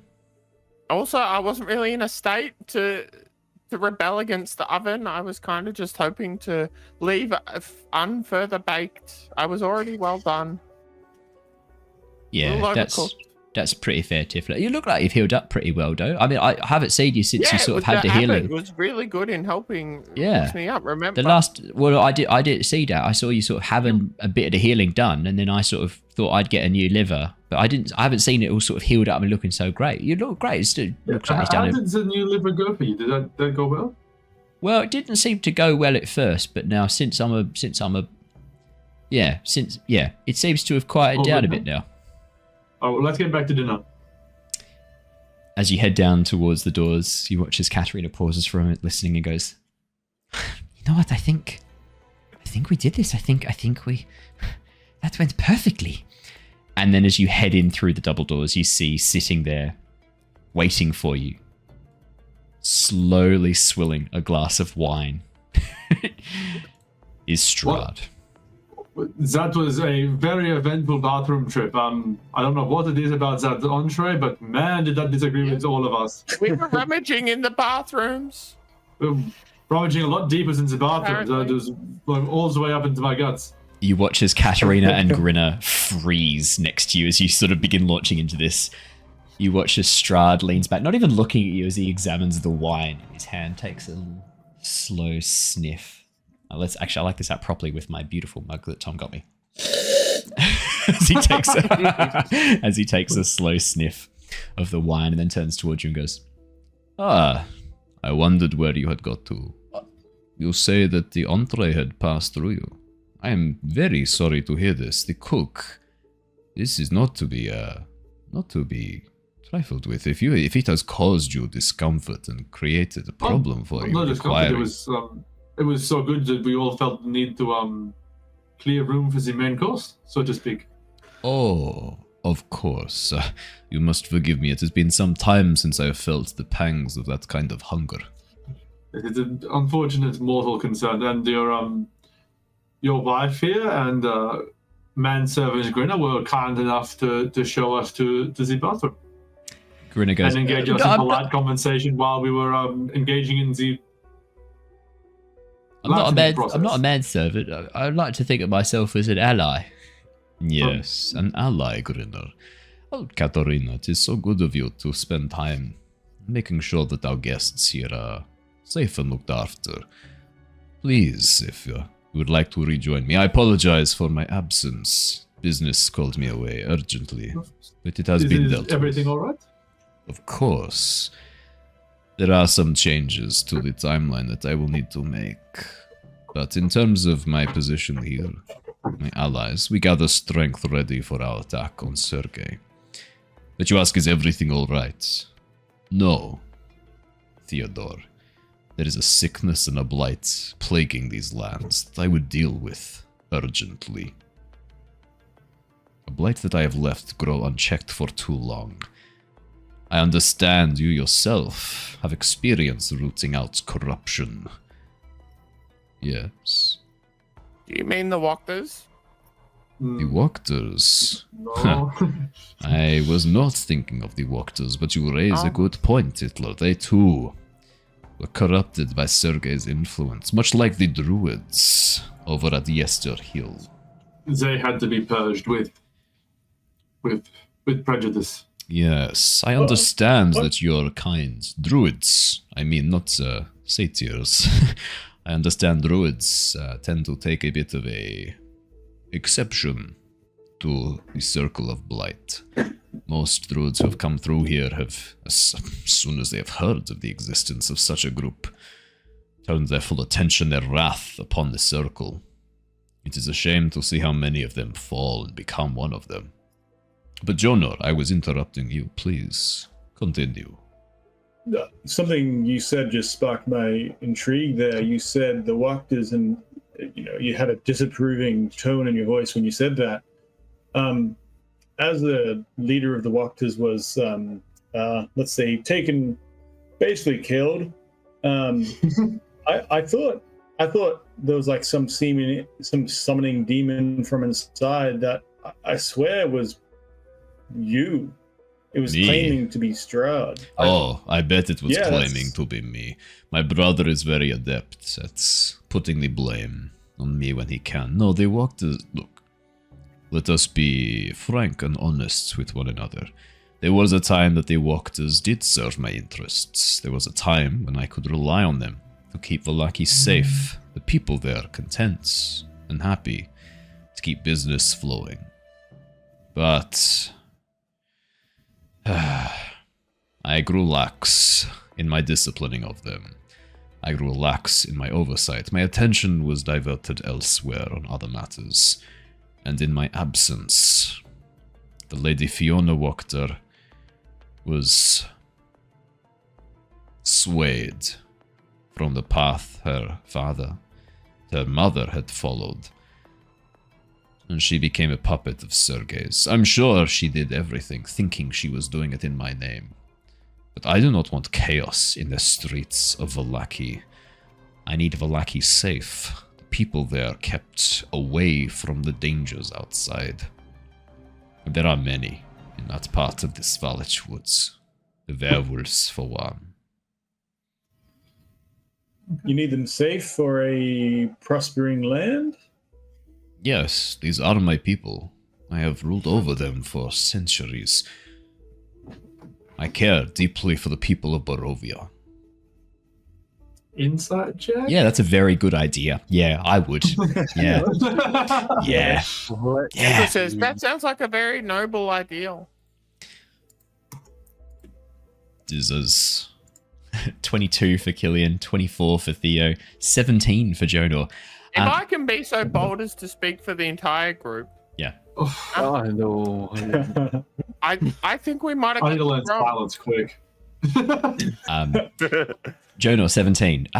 Yeah. I mean, it's a lovely sentiment, but there's something about it that seems a bit off. You're not 100% sure what it is, but what he just said, you don't know, it doesn't quite, something about it seems off. Killian and Theo, 22 and 24. Yeah, I mean, you'd be a bit pissed off too if your food supply dried up overnight. You don't think he's doing this for the people of Barovia? He does. You have not, like, he speaks very well. He presents very well. What he says sounds lovely.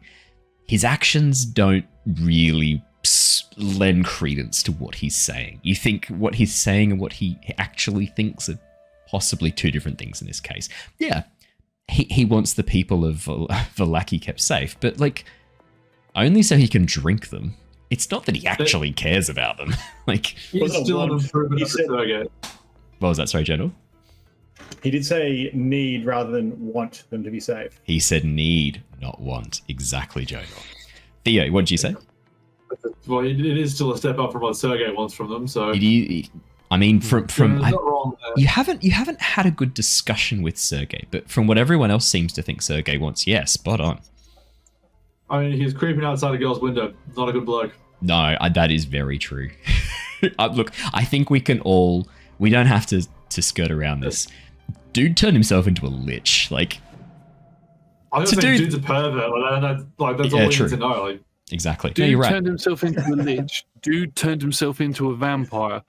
Eh. like vampire, personally. So we haven't actually touched on what ritual and what's required to make oneself a lich, have we? It's not something we've kind of discussed, like the actual practical side of it. Yeah. We might touch on that. Oh, yeah. I suppose. We might Yeah, touch I on that a suppose little bit you should. later. There are things involved in that ritual. Not Yeah, a great I thing. forgot about that. Mm. So if everyone's insight's now resolved, Yeah. I think, yeah, I'm really sorry. We sort of didn't think that you were a stand-up guy. Apparently we were wrong. So I'm really sorry about that. Tithla, Is there please. sort of anything that we Tithla, I can do? cannot accept your apology because it is not I'm- warranted. There is no need for it. I understand where you have come from. Well, no matter Tithla where walks that's- forward to shake the hand and say, "Can we start again?" Put my hand on Titla's shoulder to stop her from... I actually didn't get particularly close. Titla, he was not being completely truthful. That doesn't sound right. No, I know this does not sound right. Strahd, let's not insult each other's intelligence here. We know you are eager to keep the populace alive, more so than Sergei, because, well, he needs something to eat.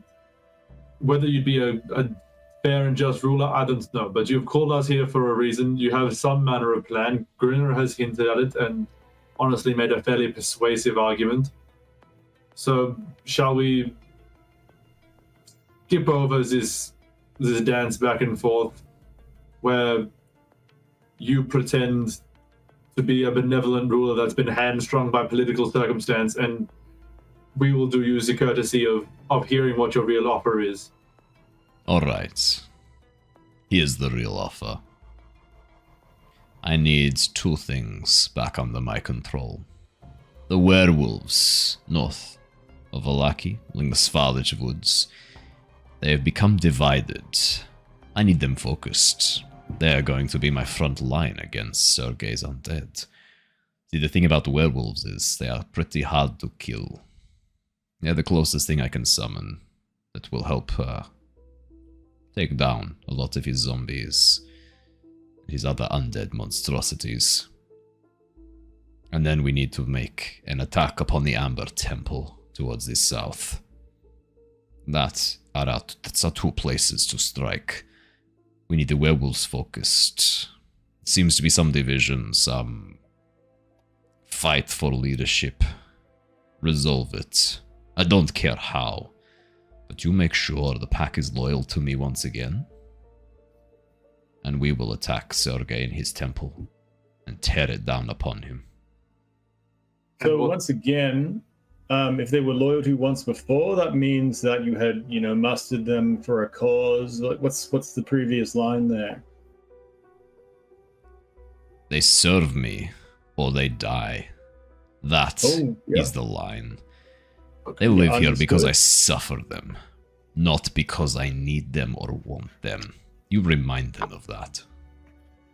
So, you said you're making us an offer. I've so far heard a request. Here is the offer. You want to leave. I would be willing to let you go. Okay. If Sergei is gone, there will be others to entertain me. You may leave. And you can take Grinner with you as well. If that is what you wish. We'll take Grinner with us, freed from your control, and we'll take our friend Luther, obviously, and anyone else wants to come with. Not everyone else who wants to come with. Only those outlanders who you have formed these friendships with. The people of Barovia are mine. You hear me? They belong to me. I would put in a counter offer to add that you, and look, you are many things, but I do somehow think you are someone who'd be at least reasonably true to your word should you give it. Of course, my word is my bond. You can make an insight check on that, yeah. I actually do think that... You made an insight check on that statement before when you said, like, if you come for dinner, I swear no harm will befall you as long as you plan no evil against me. I think he would be the kind of person that would constantly find whatever loophole he could to screw you over with his exact word, but I think what he says is technically what he will do. That's kind of correct. Technically. That is an offer. What if we do this, if we help you get rid of your brother, you become indisputed ruler of Barovia? Oh, then you work to be a leader that is loved by the people rather than feared. Treat them well. Makes this land prosper. They are food for you, yes, but they are also people and deserve to be living in a realm that's kinder to them, that is not a constant stuck on their very soul, that does not murder them from stepping outside walls. Makes the place safe and prosperous. And I mean, yes, you'll have to eat the occasional one of them, that's understood, but there's no reason the cattle can't live a happy free-range life. This proposal, I do not mind it. The problem with fear is occasionally people come along who are brave and rise up against you. But if everyone was content, what reason do I have? I have considered this as a possibility of ruling. The situation with Sergei has made it impossible. I cannot protect the people 100% from the horrors, the monsters he unleashes upon them. But if he were gone, yes, I would be tempted to agree to this. Make sure the people are well cared for, well fed, and happy. I think we can come to that arrangement. And in return, you will sort out this problem with the werewolves and launch an assault upon the Amber Temple. Oh, there is one other thing. The items that you have stolen from my castle this day.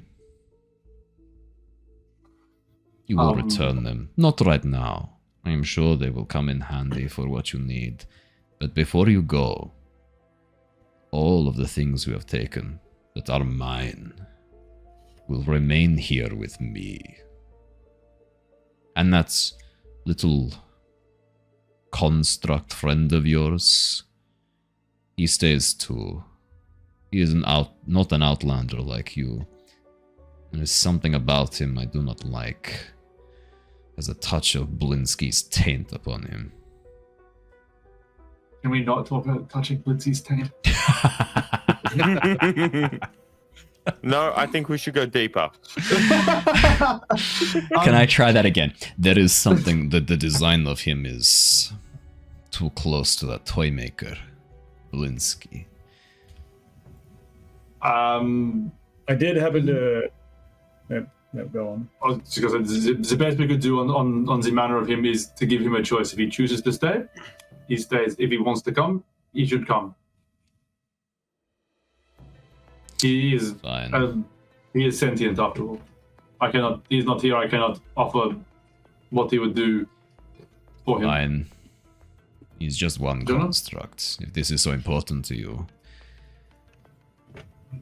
But the abbot, he stays then. He does not go with you. He has been He is here also too an long. outlander. Yes, but he has been here for some time. And there is much I would like to learn from him. And as of late, something has changed about the lands around that abbey. I do not like it. And I have learned many interesting things from talking to Grinner.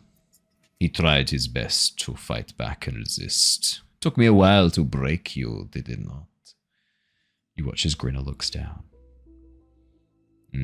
How bad does he look? Does he look real guilty about that? Grinner looks ashamed. I would rub it in. What a guy. What a stand-up guy you are. We're gonna miss you. Yikes. Well, I cannot speak for someone who is not here. The abbot is an associate of ours. I do not think it's fair for me to promise his fate in a bargain. Again, I think that has to come down to a choice of his. You watch as Strahd turns towards you, Jonor. Why was Sergei so interested in that young girl from Barovia? What was her name? No, I cannot remember it. Why was Sergei so interested in that child? You can tell Sergei, me, Jonor. So I have to ask, how's that charm going? Hello, friend. Yeah. Strahd's a good friend, Jonor. He's a good friend. A lovely friend. You've known him for What a guy. ages. He just wants what's best. So the time apart hasn't broken whatever charm No. he had over Were here. we aware of him being charmed? Like, or were we completely oblivious to that? Oblivious. Strahd's been very subtle calling upon it. Now he's using it. That's what I don't know. You can tell me. Well, she seems. Oh God, why was Sergei? No way out of this You one. know. We had a very express plan to not mention their names in here. And I think regardless of how friendly he is, that plan does still exist. He's not mind controlling. You're He not is mind asking controlled. now. You good You're friends not- ask. You're not mind controlled. He's a good friend, Jonor. Grinner's also a good friend. We don't talk around him. Who's a better friend? Jonor. Jonor. In this moment, the charm, it's not forcing you to say anything. It's not changing your behavior. What it is doing though is making you think Strahd is a close friend or ally. That's how the charm works. If you think this is important information you would share with an ally who you are going into battle against Sergei with, share it. If you think that Jonor would keep this, talk around it as best you can. It from your actual friends. Yeah. Like, let's be real. Yeah, that's actually. Do you know what? Actually, Haz has raised the best point. Actually, Jonor, you share shit all with your friends. Yeah. So I guess in that case, it would actually be far more accurate for you to really like be not that helpful in this moment. It's a good point. I think the cards being really close to the chest about her is basically the number one thing here. And knowing an ally, even they're not core group, so there's a weasel out there. Well, Sergei, from what I know, there was some sort of demon or perhaps lich we suspect it was Sergei that was encountered. I don't know all the residents of this town, so it's hard to say exactly what Sergei wants. I'd imagine you're better positioned to comment on that. Death and chaos is what Sergei wants. It's what he has always wanted. To make my life a living hell. He's the jealous, spiteful younger brother.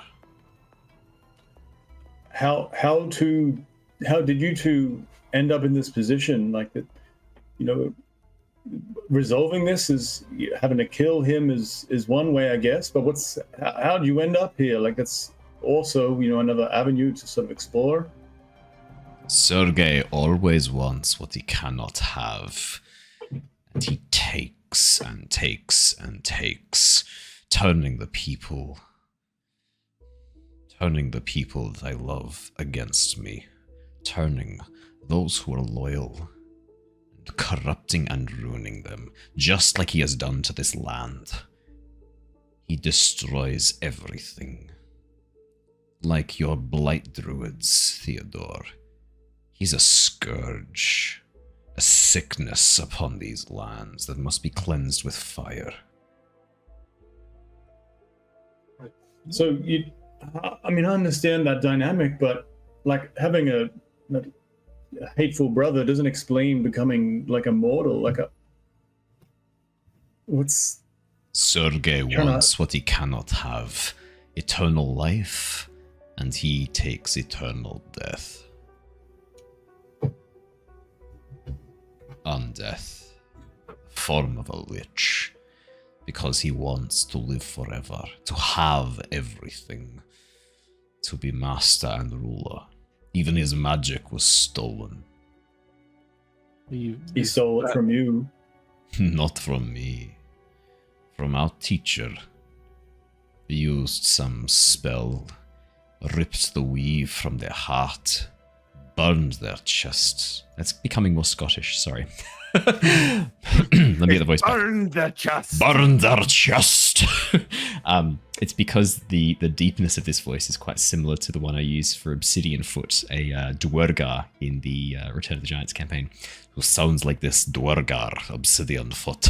It's unfortunately, the Scottish accent is a pervasive one. It is very hard to switch out of it once you start doing it. Let me try that again. He burned the magic from them, left them a husk, empty, devoid of the weave that they once controlled. Our teacher trusted him, allowed him to cast this unknown magic, believing it was a ritual they could both work on together. That is what you get when you trust Sergei. When you have something he wants, he takes it, leaving you with nothing but ruins and ash. That is his legacy and his one gift.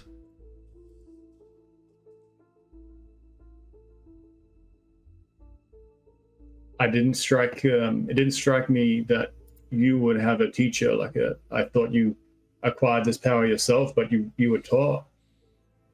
Jonor, please. Everyone learns somewhere. Much of the magic I wield now I have discovered on my own, or learned from those who have come through the portals between planes. But no, I was a young man once. Of course I had a teacher. My father hired him. He's a good man. He did not deserve what happened to him. He is just one name in a long list of people whose lives have been ruined by Sergei. For such a simple thing. Sergei's greed. For that is what he is. A hunger that will never be sated. Do you think he regrets it? Sergei is not capable of emotions, complex thoughts like regret or empathy. He is covetous and insatiable.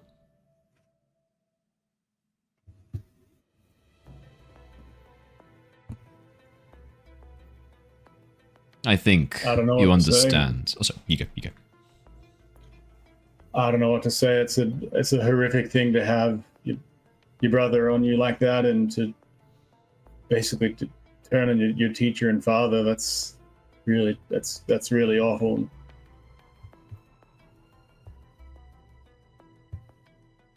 But you haven't answered my question, Jonor. Do you know what Sergei wanted with that woman? And why is it every time I try to reach for her name, it eludes me? There is some enchantment or magic at work here, yes? You're a wizard. Surely you figured it out by now, right? I've not had any enchantment. I've not been casting special enchantments. Not by you. Not by your hands. There's something on her that hides her from my sight, keeps her name from my lips and my ears. Even when I try to recall her face now, all I see is featureless, no discernible points. I know it is not your doing. Sorry, what was that?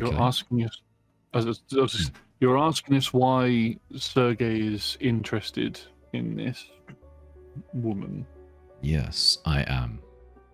But we don't know much about his intentions at all. We've not even spoken to him. I assume death and destruction from what you said, yeah. Yes. Death and chaos, as you said. How are we to know if we've not had an interaction with him? Us traveling through these lands, being honest, we have opposed what we believe to be you the entire time, but turns out that it's been him as well. So oh yes, you've been a thorn in both our sides. Do not get me wrong. We've been a neutral party throughout these lands. You were throughout our journey until you encountered the Druids. Then you shifted the balance of power. That is when you became of interest to me. And if we'd gone to another place that was controlled by you and taken out whatever you had there, then we would have shifted the balance again without knowing that we'd shifted the balance, because as far as we were aware, everything was controlled by you. I understand we what were just you're trying saying. to make the place safer by the people. We were trying to make the place safer for the people here. Killian raises an interesting point. Hypothetically speaking, had we done that, gone somewhere else and disrupted one of your points of power, and say gotten an invite to the Amber Temple for dinner, you would not have had an invite to the Amber Temple for dinner. Trust me on this. Sergei works alone. You would have had an invite from me, attempting to persuade you otherwise, to go against whatever actions you had taken against me. And if you had refused, well, you would not have lived long enough to regret it. Fair enough. But as it is, if we had refused you, we wouldn't have lived long enough. Or if you had refused me, chosen to side with Sergei, or continued your actions in opposition to me, I would have considered you an ally of Sergei's and removed you from the playing board. Okay. So it sounds like we have come to some arrangement, at least the beginnings of one. You are not yet willing to commit 100% to my requests. I am not willing to commit 100% to yours. But I think, more than anything... As a base, we will take care of the werewolves. The Sultan of the Amber Temple, take care of Sergei. You will let us go. The construct and the abbot are question points, and you will be a ruler worthy of love and respect to the people of Barovia. Yes, I think these terms are acceptable for the time being. I'm pretty to look at the guys, make sure no one's shaking their head violently in opposition. It sounds fair. I think if we are looking to solidify ourselves onto a particular side, that the deal might need to go a little more in our favor, if I'm honest, because this will turn the people against us. No, it won't. Will it? They won't even know. If you need me to send a vampire after you to make it look like I am still fighting you, that is easy to do. You just say the words. Grinner, you wanted to go for a walk. You watch as Grinner goes, I told you, I won't raise my hand against this group, this lot, even if it's for the purposes of some sort of sick theatre. Yes, you did, didn't you? We will have to find another more willing. We do not need this at this point. Killian, did you have something else you wanted to bring to the bargaining table while we are talking business? Just the abbot and Styx, if they choose so, get to leave. I think that was my understanding was that the choice would be theirs. If For you the could time persuade being. them to stay, they stay. For the time being, I am willing to allow this to stay up in the air. We will not make one decision one way or the other. For the moment, what we do have set in stone is you will deal with the werewolves. Get them on my side once more, and I will allow all of you outlanders, free passage from these lands. We can discuss the next steps and the final terms of our agreement before the assault on the Amber Temple. This seems fair to me. Do the terms seem fair and reasonable to you? So definitely safe passage for us after the werewolves. Of course. I think, well, unless you turn against me when it comes to taking out Sergei, if you decide to side with him, I will tell you limb from limb and drink you. That doesn't seem nice. But as Just long like- as we... Yeah, Like Just we're like- friends now, I thought. we But are. friends are sort of not really needed. I am sure that you are thinking the same thing. That if I were to turn against you, you will unleash holy light upon me, blah blah blah. Honestly, I had never considered that you would be lying to us. One final thing I must add to the bargain. You are not allowed to hurt Tithla's feelings again. That was very damaging for her psyche when you tricked her under the guise of Damien. And the second and the third time as well. And yes, she... bit of a Tithla. fool me once situation. Tithla. I apologize for any hurt that I have caused you. It was never my intent. All I wanted was to get to know you, to understand you and your friends. And I'm sorry if my actions have caused you pain. They did, and I think I can try to move on. I think this might be a forgive but don't forget scenario. That seems fair. Shall we try to be friends properly from this point onwards? I think that's for the best. And you have to treat your wife nice. We like Katerina. I do too. He looks over towards Katerina. Katerina and Grinner this whole time, standing very still, off in the corner, not really saying much at all. One final thing. Yeah. You're not stupid. You've already made it perfectly clear that you know that items have been shifted around here. However, if we are to operate as your agents, champions, it only seems fair that all of us are equipped in a particular way. Those of us who have not helped ourselves to your glorious treasures may be gifted something for you, again, to be returned when we do leave. Here is my gift to you, you cheeky fucker. As he reaches forward. No. You watch as Strahd nods and looks towards Theo and Tithla.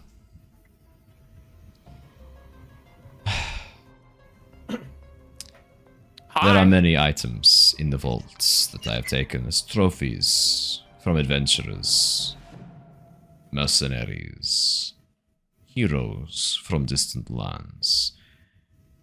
I like to wander through, admire their beauty, their form, their function. But they do not fulfill their purpose in my vaults. They sit there to be looked at and gazed upon. There is part of me that resents that. These items that were crafted with such intent and purpose in mind now sit idle. There are things that would be useful. Things that could help you. Things that I would be willing to part with for some time as a loan.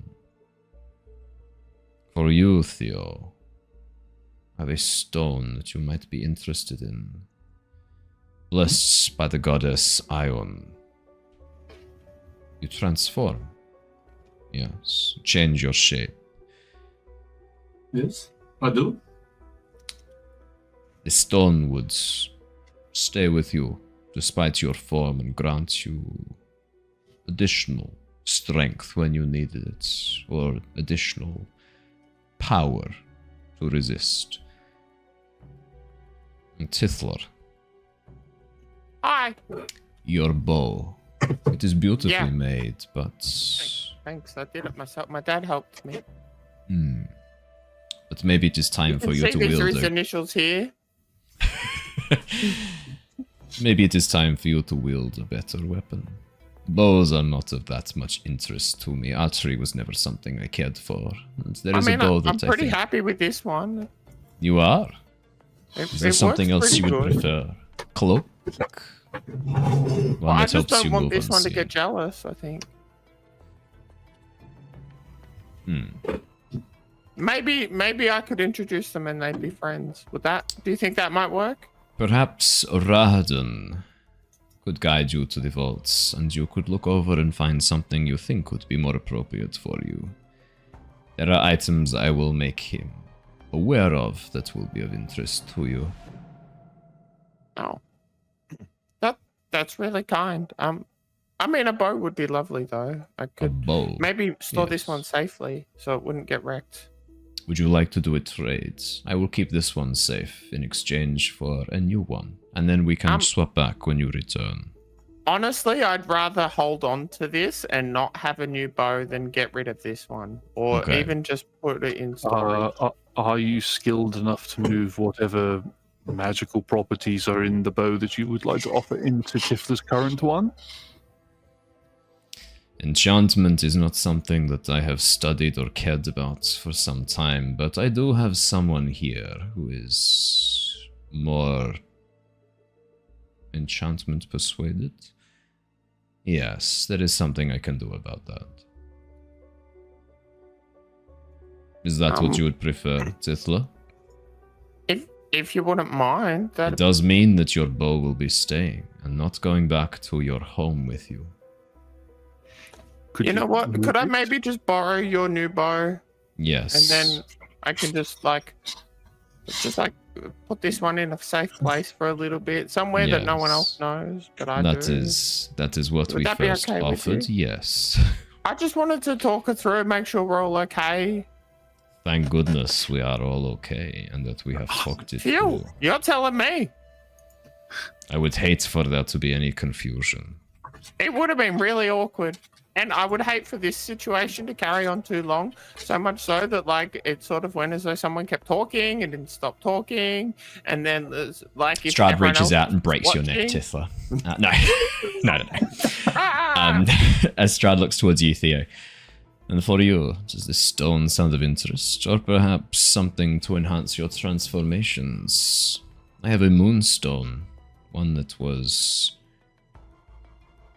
influenced by a druid who came through here, an archdruid, I think he was. How he screamed when I tore his throat out. Besides the point, the stone enhances forms of power, forms of animals, giving you access to other types of creatures. Not just beasts. This sounds like something that would be of interest to you. And what ion stone was it? He didn't specifically say, but essentially what I was going to do is give you a choice of 2 of the ion stones. Either the